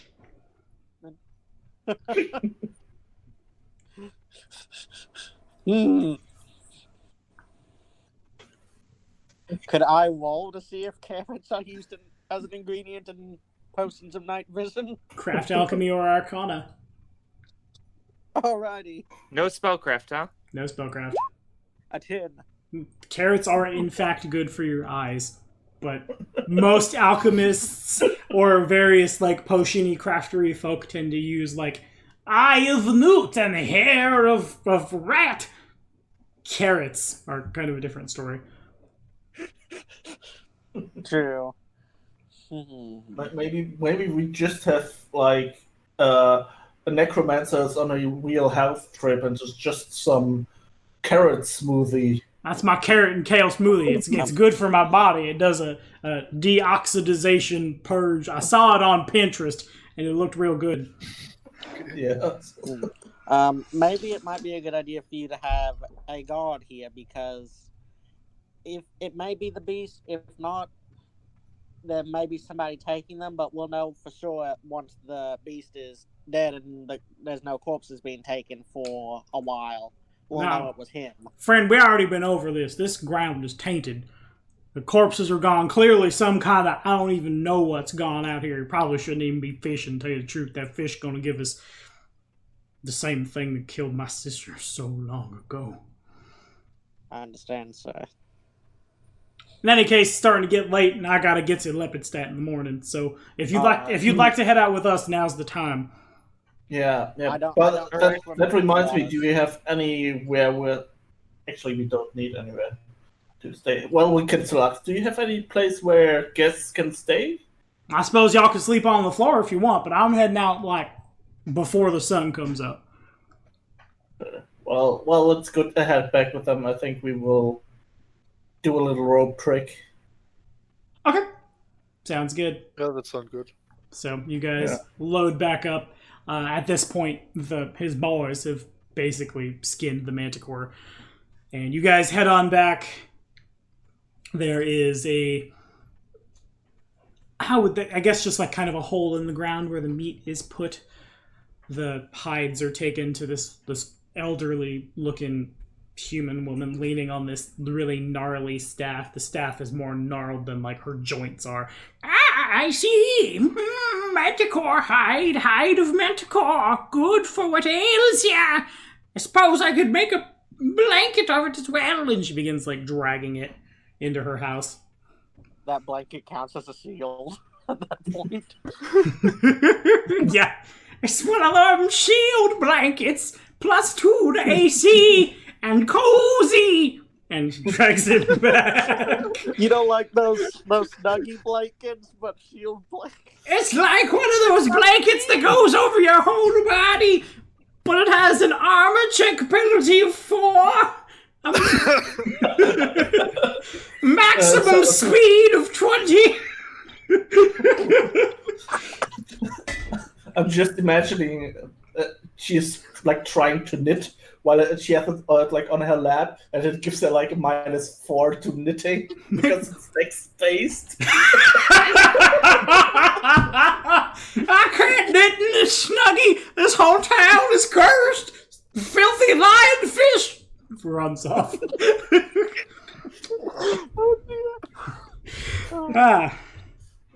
Good.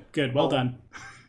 Well, we're currently a lot of us are out of spell slots, and it's got pretty late. I assume you will also not be able to find much tracks in the dark. No. So I will grab our magic rope and cast rope trick on it.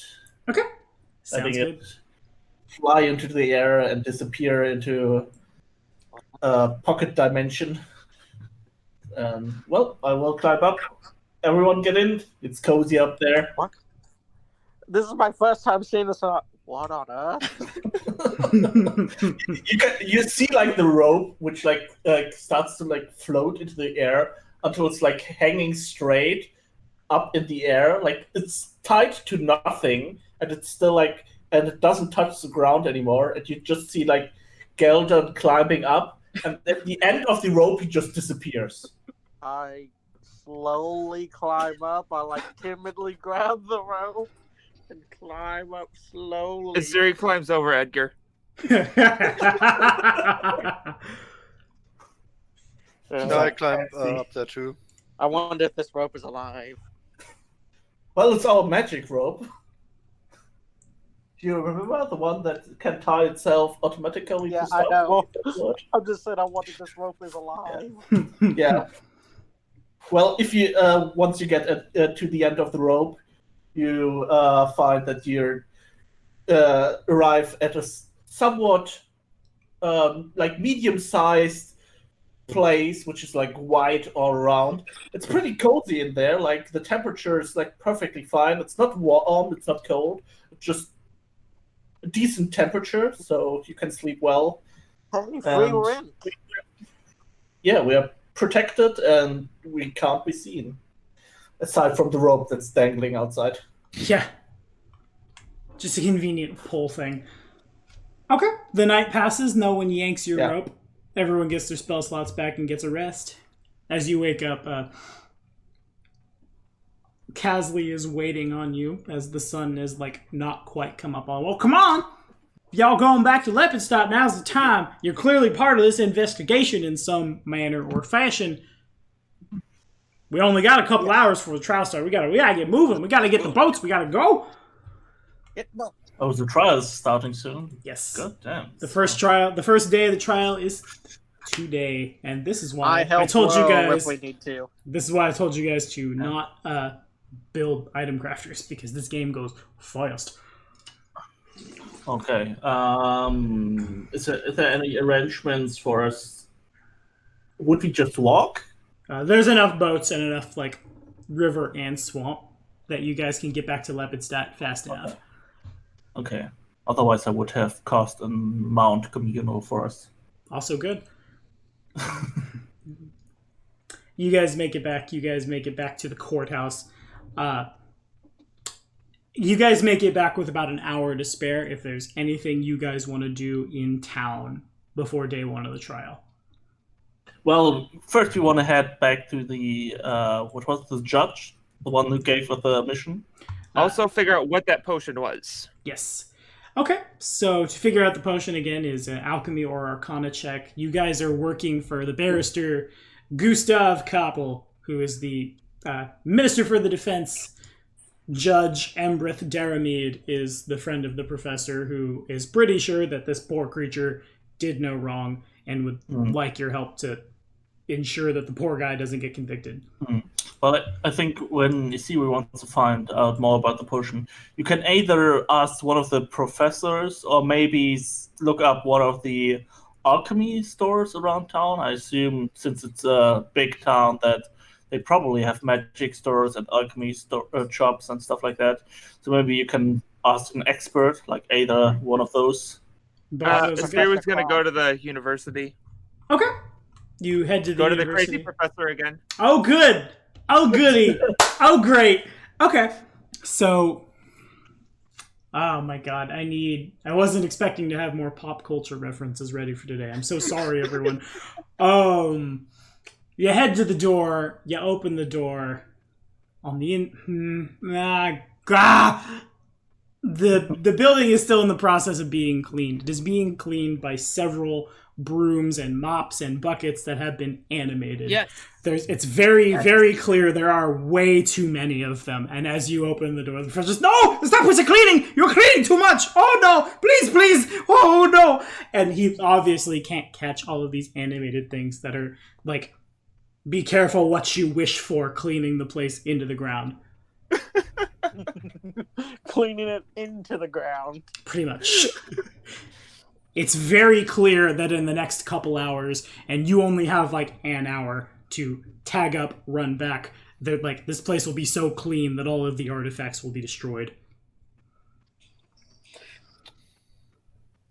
Maybe I've come at a bad time. You kinda... Oh, what do you want, though? And he's holding onto a broom that is pulling him bodily, dragging him across the floor. He tries to hook his leg on something, and it causes that table to fall.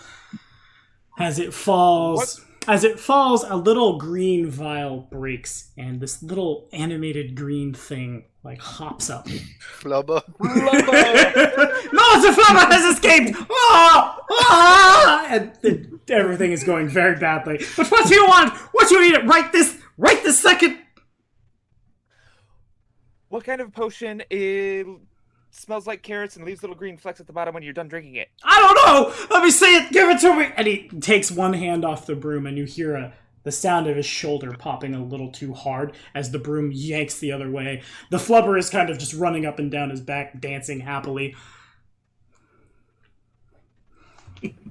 He takes the potion from you. He does a sniff, and he rolls a d20. Oh, this is very clearly a potion of dark vision! Carrots are good for your eyes, you know! Right.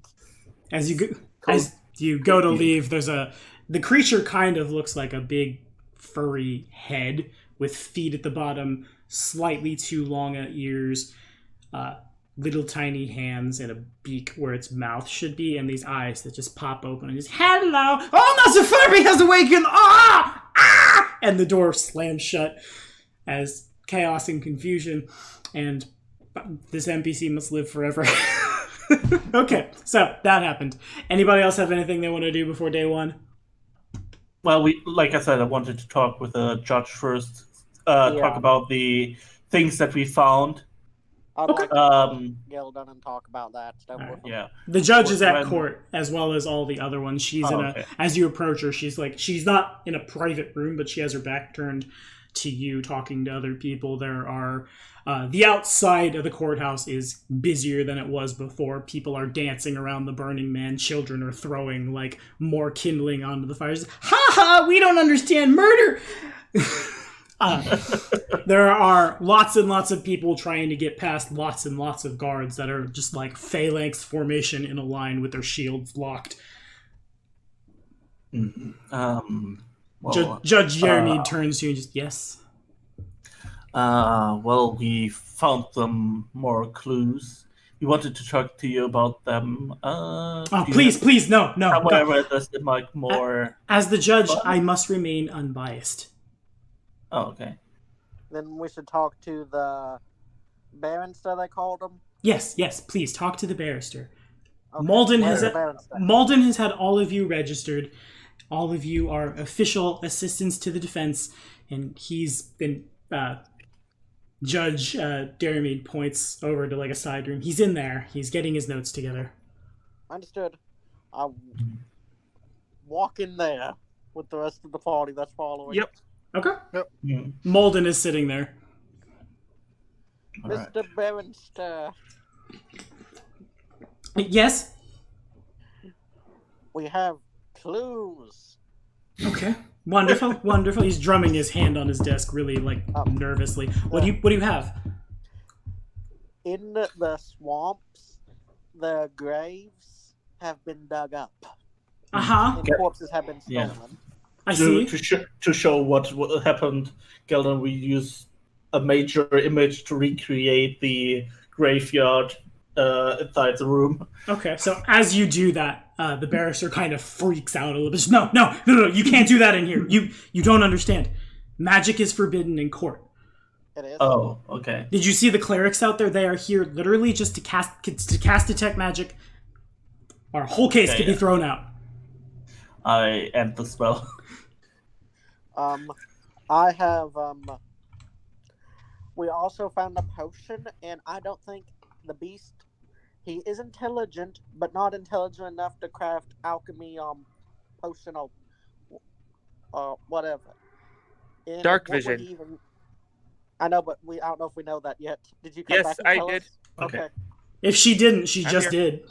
Yes, that's exactly what I'm Okay. saying.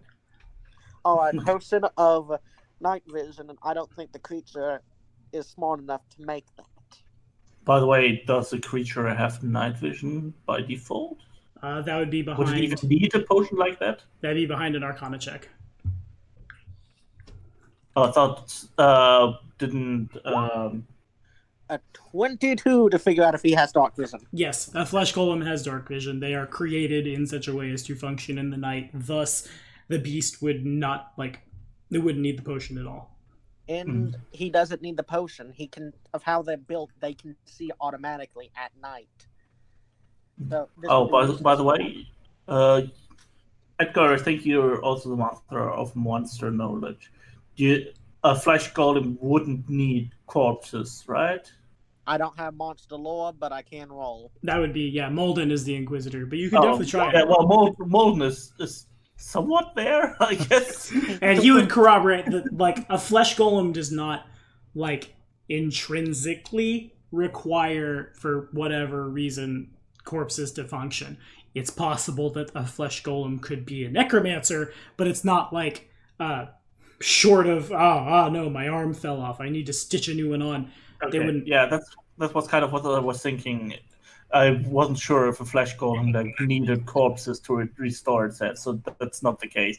Right. Would also have been kind of strange, because then it should be interested in corpses which are 10 years old and maybe even older corpses. Mm-hmm. And They are, and the ones are 10 years old, like he said. So I don't see how that'd be useful to him. In as you heard us collaborate there, they do not use them to restore themselves. So again, useless. Why are their corpses missing? Mhm. I think he's Further, being trained. I think we should start sort of back at the beginning at the university. Okay, So- you can well, if you want, but today is specifically only the first crime of the beast, the events at Hergstad. That is the only thing that will be covered today. Ah, Mhm. so what about the Manticore? The Manticore? Manticore. When was there a Manticore? Manticore. I don't understand. At the island where the graves were, Okay. where Yeah, the but- beast where the crime of the beast supposedly took place. It was supposedly taken down by What was that A blood crocodile? came in. Lasney said a blood Yeah, came in when I Bit interviewed him him. on the shoulder. Mhm. Can we look at the beast to see if he has a bite mark that matches that? If you must, but the trial is starting soon. Perhaps 10 minutes. All right. Oh, I want to run and look while Okay. they finish talking. yeah. And while you do that, there's one more thing. I've asked Morgan, that she's an expert on monsters, if he knows if maybe Manticore would also steal people from their homes. Maybe they. I don't know. No, there was It no. sounds weird if they would was, claw mistake marks. the Manticore. No, that makes no sense to me. The Manticore would cause more destruction and likely just kill all of Yeah. them. Okay. Yeah. It didn't sound like they could mistake the Manticore with the creature. Manticores are not subtle, no. Yeah. Either way, there was someone there. There was a camp which was hastily excavated. All that was left was a fire pit. And well, there was the corpse of the. A dwarf, but we dwarf. don't know if that was him or whoever was Yeah. in the camp. And wasn't the beast named Billy or Bob? Malden has Billy taken Bob. to calling it Bob, yes. It's Billy Bob! Oh, that's my cousin! Damn, he ain't guilty. No, he drunk. That's all it was. Billy Bob don't do nothing but drink. Fun fact, when I lived in Marshall, Missouri, I worked at a Mazzio's Pizza as a delivery driver around the time I met Robin, and the cook's name, in fact, was Billy Bob. And Nice. that's where I come from. We I believe said, that Bob, I'm Edgar. someone else might have been controlling the beast using some sort of magic, possibly a control rod. We don't know. Without proof, that means nothing. As Edgar runs down and looks over the beast has a lot of stitch marks, and there are several cases where the stitching has popped and been restitched, probably by the beast himself, but there are no bite marks on the shoulder. So blood came in, did not try to death roll him. Were you ever bit by a crocodile-like thing, a big lizard? No, no. Okay. Oh, and I'm a friend of Malden. I know. Okay. Okay. And by the time Edgar makes it back up, this is where Gustav is getting up and he puts on his big old judge wig and, well, there it is, friends. There's a gong that sounds. People start jeering and yelling as the beast is led up out into the courtroom. Let us do our duty. And he steps out. As you guys head out into the courtroom and take your seats at like the defense table, there are like the whole public area of the courtroom where people would come to watch the trial is full, and it is full of boos and jeers, and there are several guards between the beast and the crowd, still with that phalanx formation to keep people from charging, but they can't stop like the random tomato or shoe, or in some case like nothing dangerous, but stuff that would certainly hurt harder. Most of them are missing pretty wide. The beast just sits dejectedly in a chair chained to it. A gong sounds. Everyone eventually simmers down as a human woman wearing the holy symbol of Abadar, just like the scales basically around her neck, stands, and she closes her eyes and clearly starts casting a spell. Throne of Truth? Detect magic. Okay. Like she is holding out her hand and moving it, like scanning the room. It pings. She stops short when she pings people who are carrying magic things, and then moves on and goes on again. The three judges make their way in. The one you know and two others. The chief bangs his gavel and just order. Thus begins day 1 of the trial of this beast. There's a loud booing. Everyone quiets down again. The good people of Lepidstadt have suffered many acts of terror and barbarity at the hands of this thing for many years. And while, of course, we assume it is responsible, the prosecution will focus on 3 recent cases to prove the beast's guilt. After all, of course, what are we without the system? Prosecutor, and from the other side of the room stands a real tall, scrawny, with dark hair, slicked back human man. He makes his way to the front. Thank you. Thank you very much, Judge Cart. He walks his way forward, turns around to face all of you and like the crowd at large. This thing has been loose for too long to cover all of its ills, of course, in one day. So the prosecution shall focus on the 3 most recent events to prove, of course, good people of Lepidstadt, that this thing is responsible for all of our recent unfortunate events.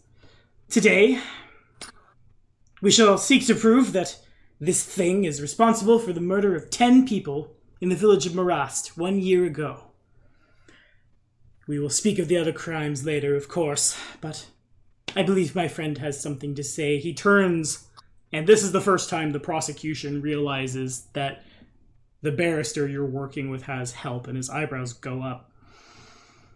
I see it takes 5 people to prove the innocent. It must be the size. Am I right, everyone? And the crowd starts laughing and jeering and having the time of their lives as poor Capel makes his way forward. Just, of course, the beast is certainly innocent. Well, look at him. He's just so... And there's lots of loud booing, and he loses a lot of his momentum, and he tries to get it back. Eventually, he just goes to sit down. Well, I would like to look for people that seem out of place in this crowd of booing and laughing villagers. You think there's some instigators? Yeah, like to rile like up the that. crowd? Yeah. Sure, make a perception check. Don't fail me. Nice. Okay. So, the crowd obviously has some people in it that are instigating. It doesn't take much, as riled up as everyone is right now. Someone just has to say something off-putting about the beast, and it's a mob mentality, and it's about to light up.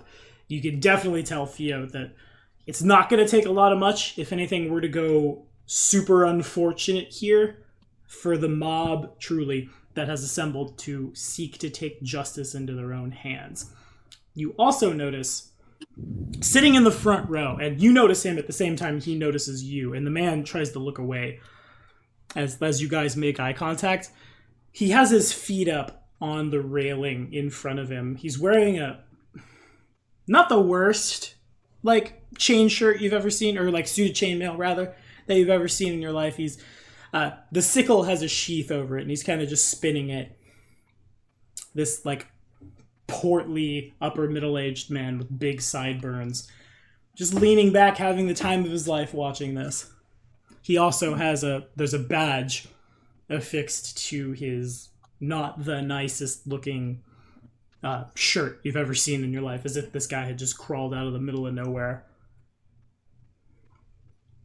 Okay. Is there a paper and a pen on the desk? Yeah. You guys have stuff to write with. I take notes of the instigator I see and this man. You said he had some emblem or something on him? Yeah, this is like a little badge. Theo What does. does the badge look like? Well, does Theo point him out? No, but I will make a notice how the badge looks like and how the people I think that they are only there to make trouble look like, so that I can later look for them and ask questions. Indeed. Okay, makes sense. So if you look at the badge, Geldern, it's very clearly the badge that the sheriff of Ravengrow was wearing. Okay, that's kind of what I assumed. All right. Well, Geldern will stand up, and since our defendant has some problems speaking here, which is understandable, maybe Geldern can take over. He's pretty good at speaking before crowds. You learn that if you try to sell goods to like a whole village, because when you show up as a merchant, like the whole village comes and looks what you kind of wears you have. So he's used to speaking in front of crowds. He walks up there. We have the first witness, which was like the elder of the town. As you go to walk up and you say that, the judge just looks at you. The prosecution will present their case first. I believe they said your name was Geldern Dunkelschatten. Please, return to your seat. And he just kind of glares at you, and it gets real quiet. Okay, I kind of assumed that we were already in the middle of it. Mm-hmm. As this happens, what's his name? Prosecutor Heiger stands up. They're so impatient, aren't they? Of course. We call to the stand one Mr. Lasny, elder of Marust. And he comes out from the crowd, just all full of happiness and swagger, and that cat. Instead of chewing on a cattail, now he is chewing on what is very clearly a broken off little bit of a manticore spine. If he were to put a foot wrong, he would probably get a new tongue piercing. But he seems to be just perfectly fine with it, and he moves up and he sits down, and the cleric of Abadar continues to scan the room for magic. Then somebody else, one of the judges, comes up and just do the whole, do you swear to tell the truth and so help you the god of your choosing? Of course, yeah, why wouldn't I? And over the course of about 10 minutes, the man tells his story again. The crowd beats it up. Lots of... when they talk about that beast came into town, and well, me and my boys, we set up a trap for him. We were waiting there, and then he arrived, and we ran him off, saw him bit by a blood caiman. Terrifying monster of the swamp. Almost as big as one of them flying catfish. Saw him go down, we all thought he was dead. Clearly, that thing ain't dead. Thank you so much for bringing me out here. Help us put this thing to justice. I brought some of my friends with me as well, and there are 3 other people dressed in similar swampy garb. If you need somebody to corroborate that story, I figured I would go the extra mile for y'all. No, that will not be necessary. Of course not. The prosecution rests, moves, sits down. As the judge turns towards the defense, all right. Gustav just kind of looks at you guys. This might be a good time. I'm not. You should talk now. Yeah. Well, this time Geldern will once again stand up and go to the front. Greet the village elder. Smiles at him. I mean, we got along pretty well.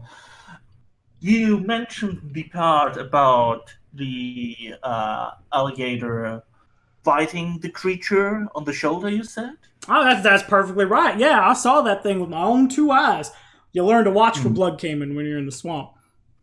Mm-hmm. Geldan walks over to the bound creature, points to the shoulders, like, around here is where it got bitten? Yeah, right there, right around the shoulder. And it's like, but this creature lacks any bite marks. There should still be bite marks left, shouldn't there? When such a huge creature takes a bite out of a monster like this, shouldn't there? Man, that makes total sense to me.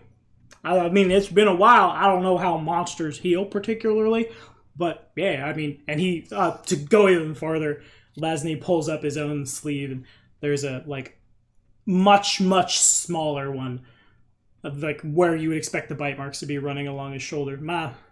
My sister, you see, she thought she'd keep a blood caiman as a pet. Thought she's some kind of druid or something.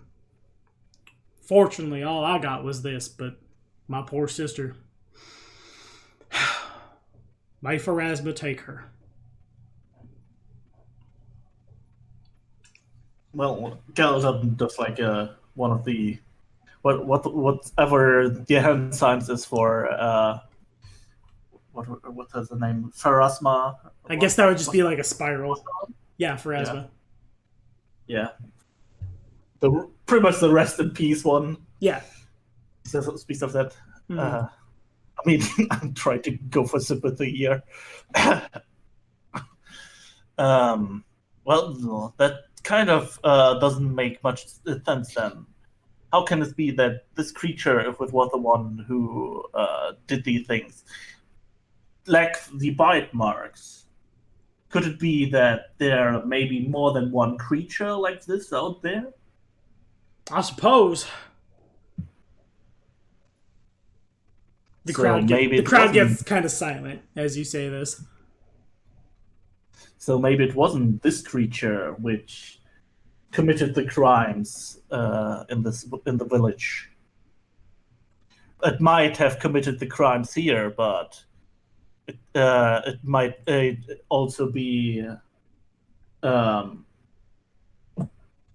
was the opposite of guilty? Innocent. Innocent. Innocent of these crimes in the village. Certainly, it casts a shadow of a doubt, indeed. Well, I will leave some space for the opposing side. I will take a seat for now, so you can move to the next point. Okay.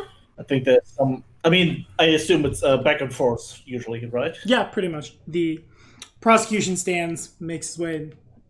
Well, Mr. Lasny, you told me very clearly this creature was bitten by some kind of monster. Is it possible, perhaps maybe you, had too much that night? Is it possible, I don't know, maybe that this creature was able to fix itself? I've never quite seen a blood caiman myself, having never really had a need to leave Lepidstadt. Are you sure you're remembering events the way that they happened? Well, yeah, something was definitely bitten by a gator. Caiman. I saw that myself with my own two eyes. Maybe. I don't know. It gets kind of boring in the swamp sometimes, and when the boys are all fired up, sometimes somebody brings too strong a ale, and, well... Is it possible also that... Have you ever known anyone bitten by a blood caiman who did not receive such a scar? Anyone who maybe was able to heal it faster? There are rumors, of your people being of fit health. Leslie gets a little uncomfortable at that. I don't know what that has to do with anything, sir. I definitely saw something, and he makes his arms real wide and real tall. About that big, about as big as that boy there. Of course, I don't see in the dark myself. Get bitten and taken out by a blood caiman. I see. Well, we all know the good people of Lepidstadt are a very learned people. So many universities, places where we can sit and read and educate ourselves, if you will. What is your highest level of education, friend? Well, I'm the elder of my village, and I'm precisely not. Would you say perhaps you have some form of degree in zoology or any kind of druidic knowledge, anything like that? Perhaps sometimes, well, when one of your blood caimans bites, perhaps it does not leave a scar. Perhaps the flesh of this monster, and turns, glares at the beast, looks at the crowd, oh, monster! Perhaps it heals too fast. Perhaps it's too thick. Perhaps that's why it survived. You thought it was dead, yet here it is. I suppose I should have double-checked. Yeah, I suppose you're right. Maybe that thing just is scar-proof. I don't know. I ain't never seen something like that before. So what you're telling us is there's a chance. I suppose. Prosecution rests. Goes, sits down. Gildan, we should talk about how it does not need. It can't repair itself with easily and stuff like that. The no healing. Also, should we bring forward the point about the emptied graves? If you think it is necessary. I'm not 100% sure if it has something to do with this case or not. That's the problem I see here. That we might get. They might say that we're bringing up useless information or something. Check the chat. So far as I see it. So far as Asiri knows, that's Arcana or Dungeoneering check.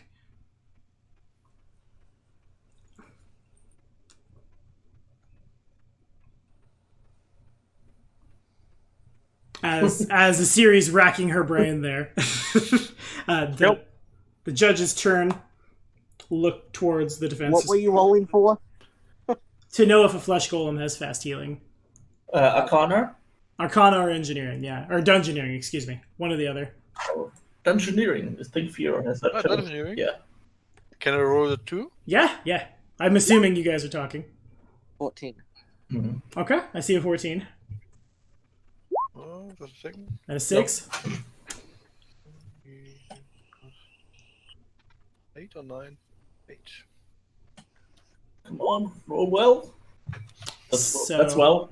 So Geldern and Edgar aren't super sure, but Theo is just like, no, they don't have fast healing at all. They aren't made that way.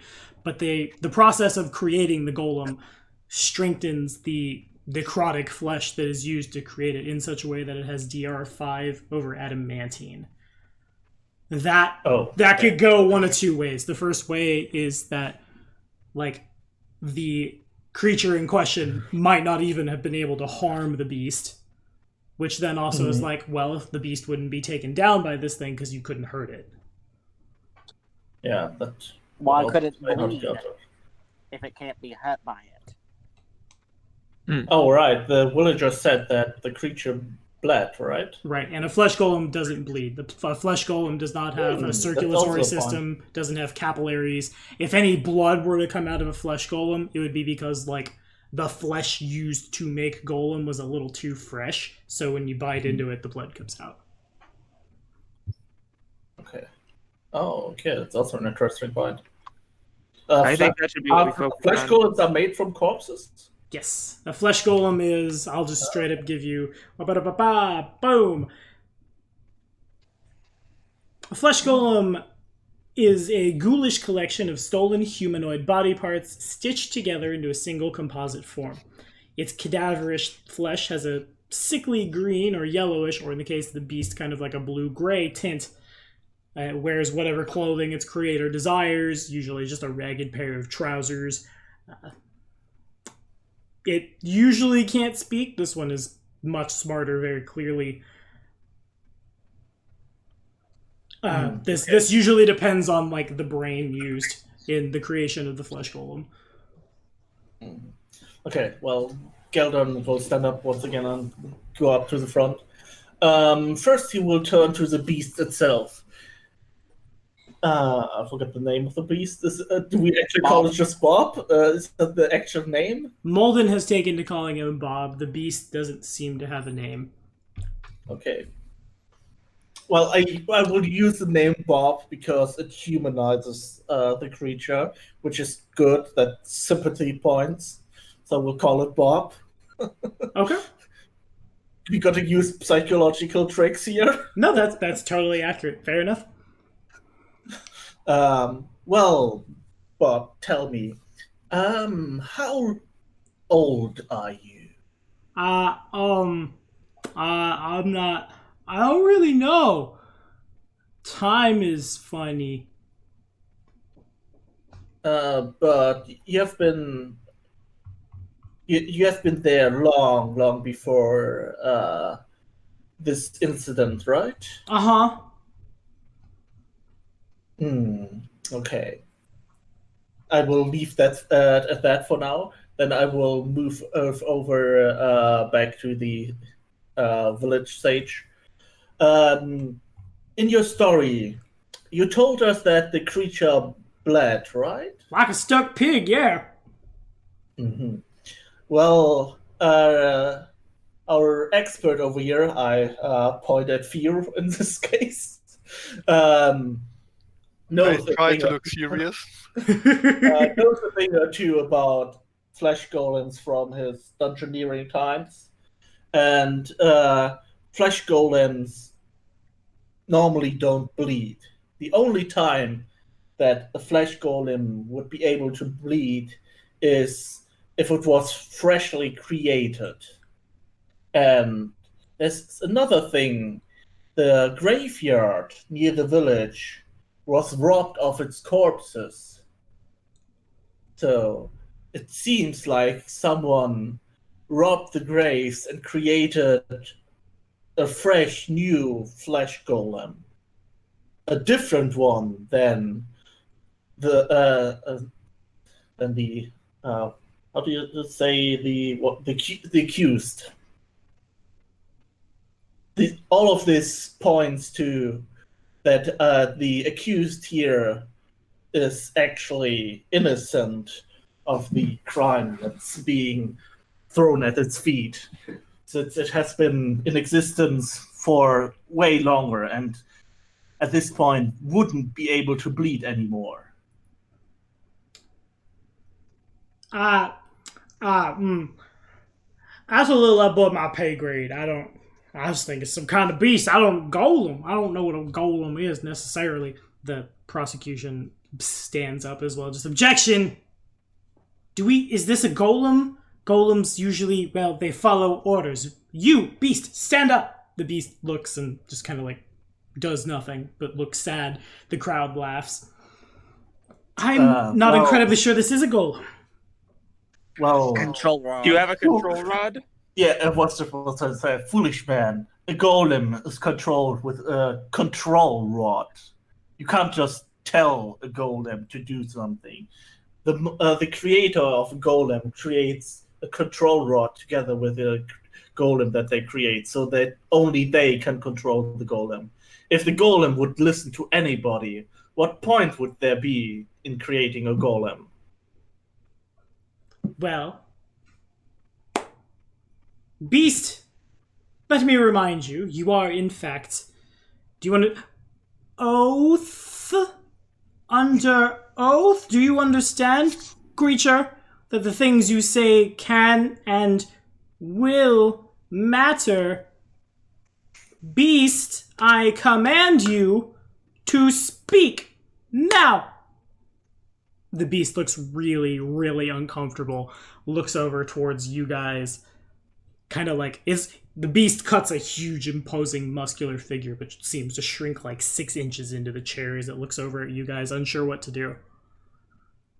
Well, for one, the problem is that you keep calling it beast. Our good friend here, Bob, has a name, so you should refer to him as such, and maybe he will be nice enough to follow your requests. Like a civilized creature. Isn't that so, Bob? Please. Could you nod if you understood us and maybe say a word or two. He nods fervently. Yeah, my name is Bob.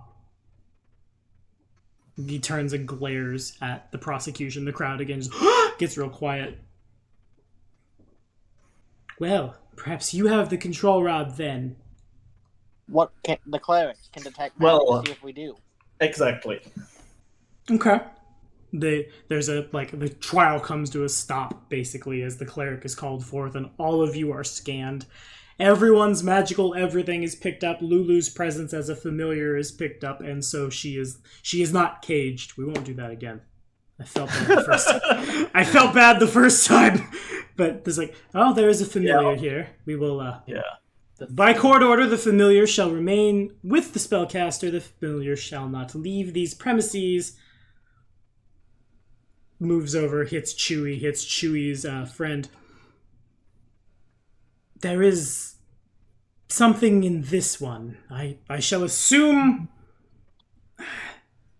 it feels off, but it's not a control rod, and as long as all of you do not use your magic here, well, we have no reason to stop you. Yeah. Also, it's not our friend Chewy here doesn't own a control rod. It's a magical sword that he can store in his hand. Don't ask me how that works. It's strange stuff. There is similar precedent. I once met a Varisian man with a tattoo. He could pull off himself and attack with it. Fair. That they check out. They carry nothing with anywhere nearly a powerful enough aura to be a control rod. Yeah, I probably stored the spellbook in the back of holding. Makes sense. Okay. Yeah, since I don't have any need for the spellbook as a sorcerer. Indeed. Maybe we should be asking Bob if he remembers his creator. Maybe that's the person behind it all. As you guys are deliberating, the prosecution rests, sits down. Is there any further evidence?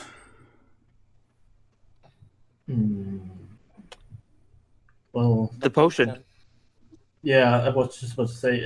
When we were at the village and looked over the graveyard, we found a camp and an empty vial of a night vision potion, which was probably used so that the perpetrator could dig up the corpses in the middle of the night without the villagers noticing him and chasing him off.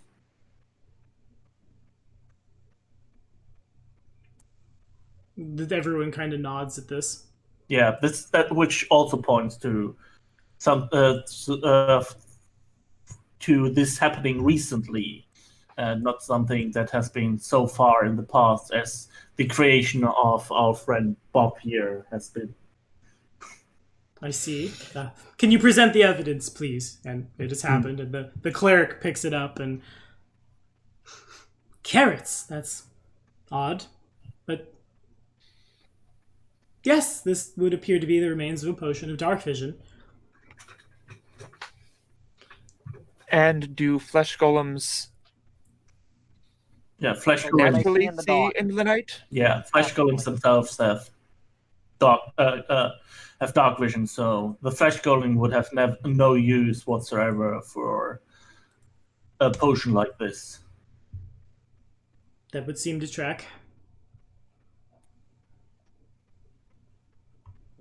I mean, there's still some dark things going on in the background. This points to maybe someone dabbling in maybe necromancy, which is not a nice thing, but it also means that this creature is most likely innocent of at least this one crime. We can't speak of the things that are to come the next days. Indeed. In any case, I shall inform my friends at the Church of Pharasma. I'm sure they will send someone right away. Is this the head cleric saying that, or who's saying that? The head cleric. That was a judge. Okay. Oh, okay. I thought that was a judge. It's pretty clear when the necromancy issue comes up, the cleric is a little biased. Hmm. Well, the defense rests. Okay. Are there any other pieces of evidence you'd like to discuss? Galden turns to the rest. Was that everything? I think that was everything. Potion, The Manticore, the grave, dwarf. Well, we don't know if those are connected. connected. True. I mean, we can present them, but well, I guess we can present them as things that we found but couldn't quite That would be tell if in they were connected. actual court uncircumstantial evidence. It's there, but we can't prove it. Is what that. Yeah. Asiri will look over the cloak, see if there were any bite marks in it, Uh, specifically at the shoulder. You mean like the patchwork thing the dwarf had? Yep. No, the only, other than just, the travesty of making this affront to fashion, the only thing that, has harmed it has been where manticore spines have gone through it. There are no bite marks.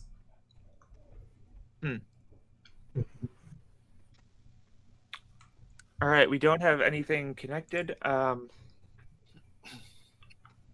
those two pieces of evidence. So, Yeah. I mean, like I said, we could present them, but they probably wouldn't strengthen our position since they don't have clear connections to the case. At least not one that we can bring forth. In my opinion, I think we should leave it we should rest our case here. Yeah. I agree. Yeah, it might dilute what we presented. Okay.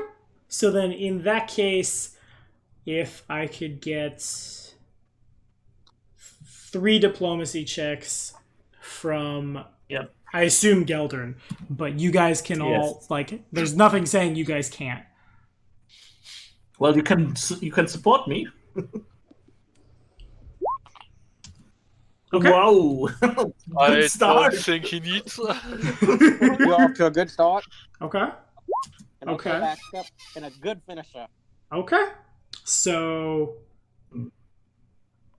as the trial is going on and you're presenting these bits of evidence, everyone, even some of the crowd, kind of there are a lot of booing and jeering and kill the beast. But there's people do nod thoughtfully at this. There are some people who are clearly from the University of Lepidstadt, and as you turn to look well, I guess not as you turn to look, but as you take in the people you see, Kendra is also sitting in the front row and she nods, and bits of oh well, flesh golems they don't need to see in the dark. She looked you catch her eye for a second. And she gives you a thumbs up, as she goes back to flipping through what not mechanically a golem manual. Because Jesus, but a manual on golems as she's clearly trying to figure out everything she can. I'm somewhat amused that you have to mention that it's not an actual golem manual because that's a very, very expensive magic item. Yes, it is. That's why I said it. She's flipping through her golem manual because she's trying to figure out why she's lost control of the beast and needs you to die. It just keeps flipping. So He's secretly the bad guy. yeah, dun dun dun. The inconsequential NPC who would have died horribly. Okay. So then as all of this goes through, Chief Justice Card just bangs his gavel twice. The court will go to recess, and the beast is led away. The crowd boos and bays, and some of them, as you guys walk out, they turn that hatred towards you guys as well. As you turn around, now the rest of the party is all very aware that none other than Gibbs Hephanis, who is still wearing the sheriff's badge, has made his way to Lepidstadt to partake in the trial. There are some people who kind of look in sadness and shame as this poor sad creature is led away.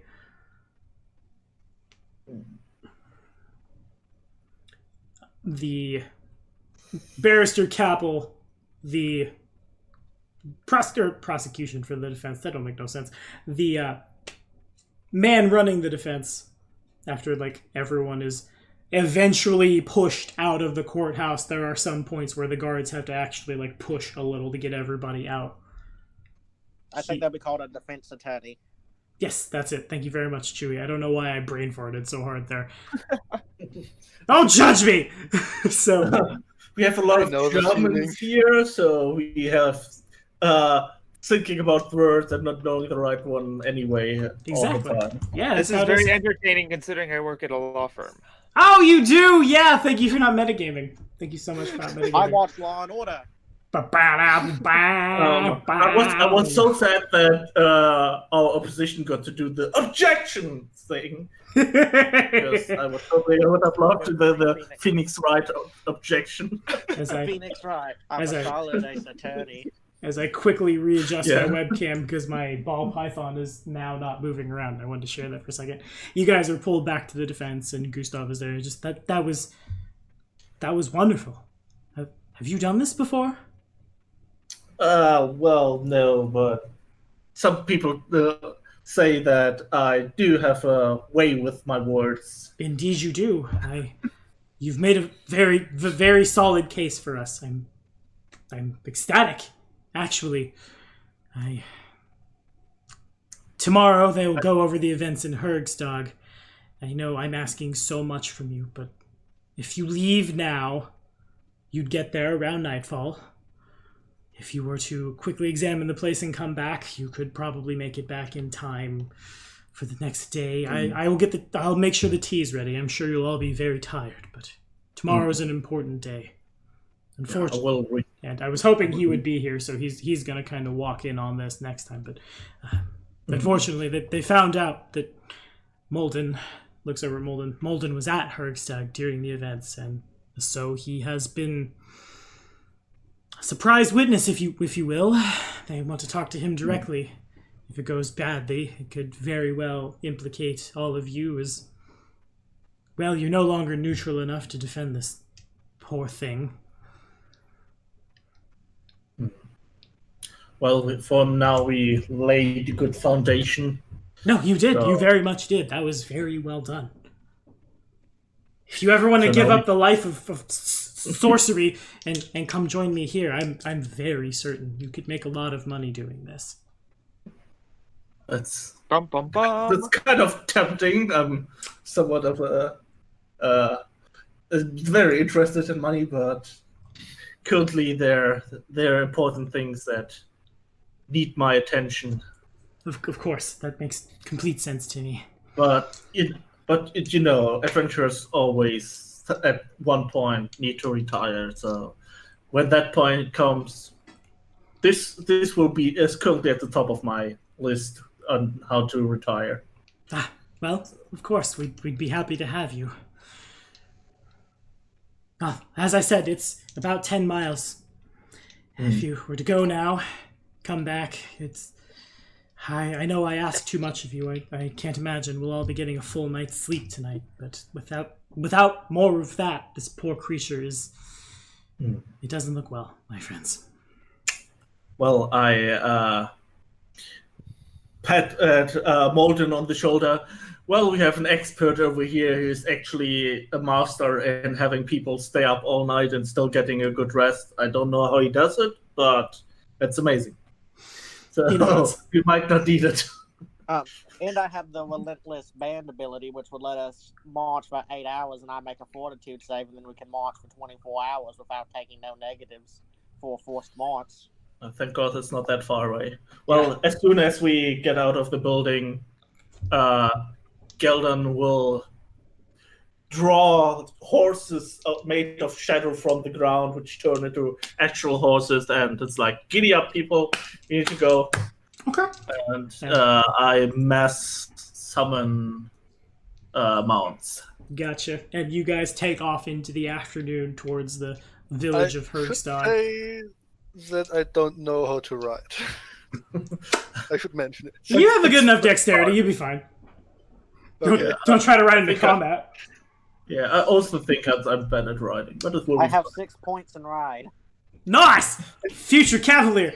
Robin and I have tried to Nice. use horses in combat that weren't ready for combat, and it was a mess. It was, Oh, yes. but the good news is it wasn't us. Oh, it's okay. It wasn't me. Good times. Oh man. Oh yeah, there were some hilarious parts. You still remember when you tried? What was like? You tried to fake like a bar fight, but your fake punch was so hard you almost. I almost killed Connor's wizard on like 2 occasions because I didn't know what to do. His moves, I attacked. I don't even remember his name. Jeez, what were you playing, Connor? Bad. Yeah, I've lost that information, but there was a lot of swinging at him. Oh, it was good times. Good times indeed. Kind of missed that game. In any case, as you guys book it down the road, seemingly appearing out of nowhere, because I kind of did feel a little short compared to everybody else's stuff. Manifesting on the road in front of you is a tall for a human, but pretty hunched over figure wearing a, like, patchy, gross-looking gray coat, which runs all the way down him up to a hood with a purple mask covering the lower half of his face. And as like the afternoon wears on, he looks up with these yellow eyes and just, wait, strangers, you gotta wait, waves his arms. What? What did he say? Something strangers got away? You gotta wait, strangers. He's obviously wait. He's obviously trying to flag you down. Okay, well... Yeah, I stopped the horse. Yeah, I would slow the horse down and then stop. Oh, I'm so glad I caught up with you, strangers. This one here. The man pulls the side of his trench coat out, and on the inside there are many, many extra-dimensional pockets. Several very shiny, lots of things forever are hanging through like this giant overcoat, like the proverbial watches, except it's like rings of protection. There's one bit missing. One, like, where there should be a pocket, but the pocket has been ripped out. Just, you there, Purple Eyes! I think you got something that belongs to me. That damn professor stole it. He doesn't understand. It's what I'll use for my trade, you see. Purple Eyes? You think he's talking about you. They're talking about that bag of holding he took from my coat. I use it for my boy and me selling. I don't have such thing. Off check. I've no idea what you're talking about. I just have this card box. That's totally normal. Also your fault that card box. Yeah. Well, I think I have my way around it. if you say so, stranger. I'm pretty sure, and you feel the deck box of holding, like a little bit, like it starts to shake in his coat, and well and truly his whole right arm starts just Well, I can feel it resonating within you. I had this coat for 500 years. I think I know when my coat of buying and selling's missing a piece. 500 years? 500. I've been alive a while, you see. Okay, creatures that can get that old are kind of scary. No, not me. Who, Yeah. me? Scary? No, not even. Are you an elf? Totally not. I look at his yellow eyes. Is he an Ah, elf? you call me an elf, boy. I ain't no elf. Stranger. Well, I'm a man. I'm human. I'm human, just like literally none of you. Hey. I pass as human. But I'm real smart, you see, stranger, so I think you might be one of them KL, and I think that, Purple Eyes White Dragon over there is probably a kitsune. Hey. What's your language? KL? Oh, okay. You said KL. I thought you said fledgling. Sorry. I'm My not bad. I'm not be interested in the buying and the selling, but I ain't one of them bigots, you see. I wanted to track you down because I have a deal for you. Okay, let's hear it. You see, I I've made my trade for many, many years as a regular upstanding human, doing the buying and the selling. But you see, my affairs keep me busy in other places, and I know you types, well, you like to come into certain forms of gear and things, which I can then take when I do the buying from you, and I can do a selling somewhere else. I'll let you keep me extraordinary pocket there. I'll even buy your stuff. I'll even sell your stuff. As long as you make sure that I, and only I'm allowed to purchase from you. Okay, let me talk to my group first, okay? Of course, stranger. Okay, I move a bit to the side and motion the others to me.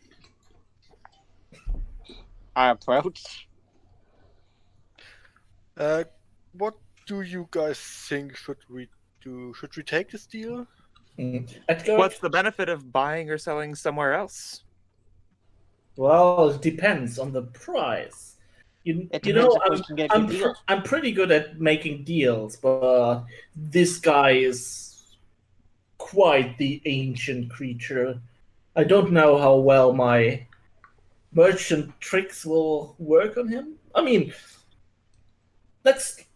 why not just give it a try?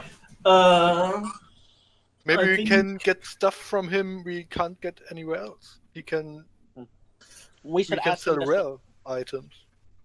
Yeah, we should ask him to show an example of his wares, like what he has to offer us. Not to buy, just to sell us. Yeah. He said he wants to be the only one to whom we sell, right?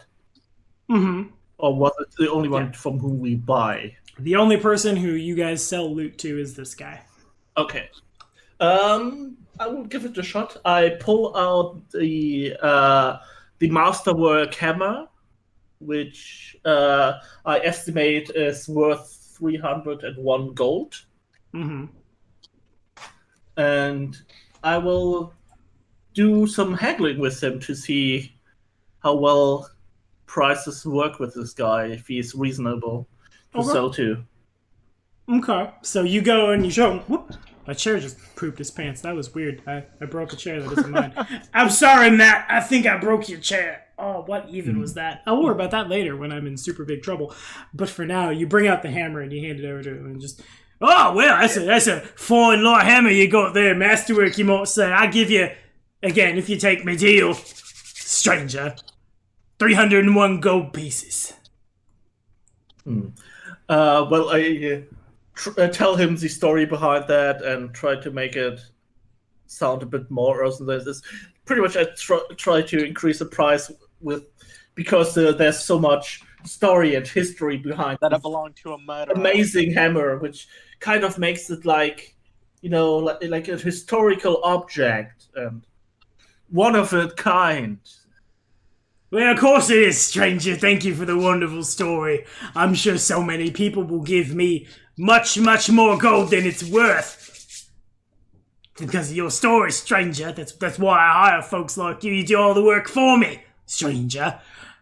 In any case, I'll give you 100% of the value for it, knowing I myself can make more. But I don't think you'll get much more of a better deal anywhere else. I guess normally you sell at 50%, right? Yeah. Okay, well, in that case, it's already a pretty good deal, I guess. We should ask him to show what he has in his stock to sell us. Yeah. Well, we'll sell him the hammer as a good start for our business and tell him to show us his wares. Of course. And he takes the hammer and he opens one side of his coat and he puts it in a pocket and it disappears. Thank you. And then he goes into another side of his coat and he pulls out a really long metal tube with a couple of handholds at the bottom, and he puts like the back of it on his shoulder, and there's clearly a part where like on a crossbow you would hold it, and another part where you would hold it, and there's a sight that comes off the side, and he holds it up in the air and he squeezes the trigger, and for all intents and purposes, you high magic low tech people see a fireball come out the front of it and detonate in the air. Let's There's a just rocket launcher. let's just say I get more stuff from all over the place. Puts it back in the Yes. pocket that's obviously too small to fit this thing, but it just whip back down into the coat. Strangers. I like this guy. I like you too, stranger. I'm more interested. Where can I get one of these coats you wear? Yeah. We'll see, maybe, perhaps. You do enough work for me, perhaps one day, and he pops his collar. This'll be yours, stranger. Okay, we will take this deal.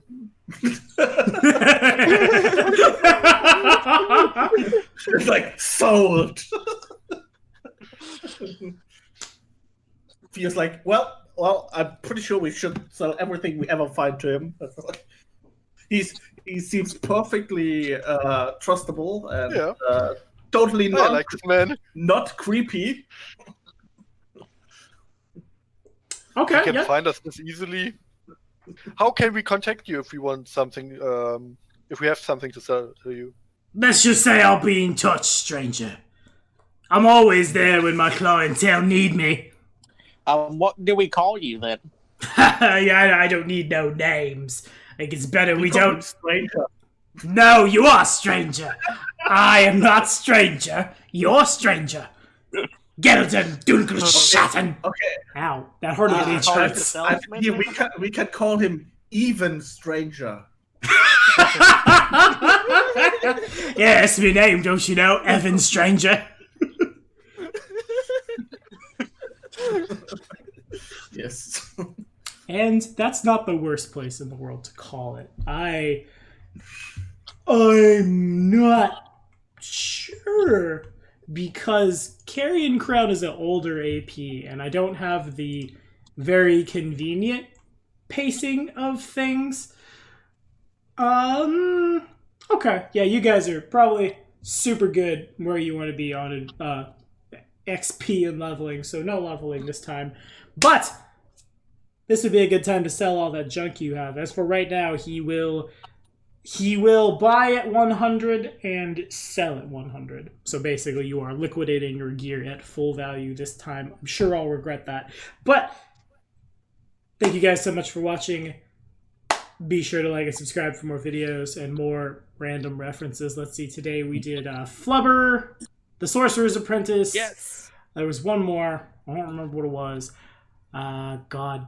I think The Pokemon again. some more Pokemon again. how they call the little plushy things with the pink? Fantasia.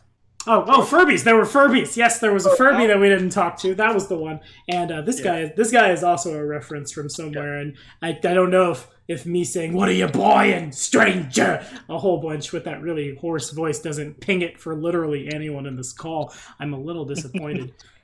Nobody? Not a one of you? Resident Evil? Yes! Yes! Yeah. Yes, Chewie, it's him, the stranger! Except if you kill him, he won't just appear when you need him. If you kill him, he will be dead forever. Just like this session is, because it's all good. Hooray for us. Say bye, everybody. I need to get some water. My throat hurts from being that NPC.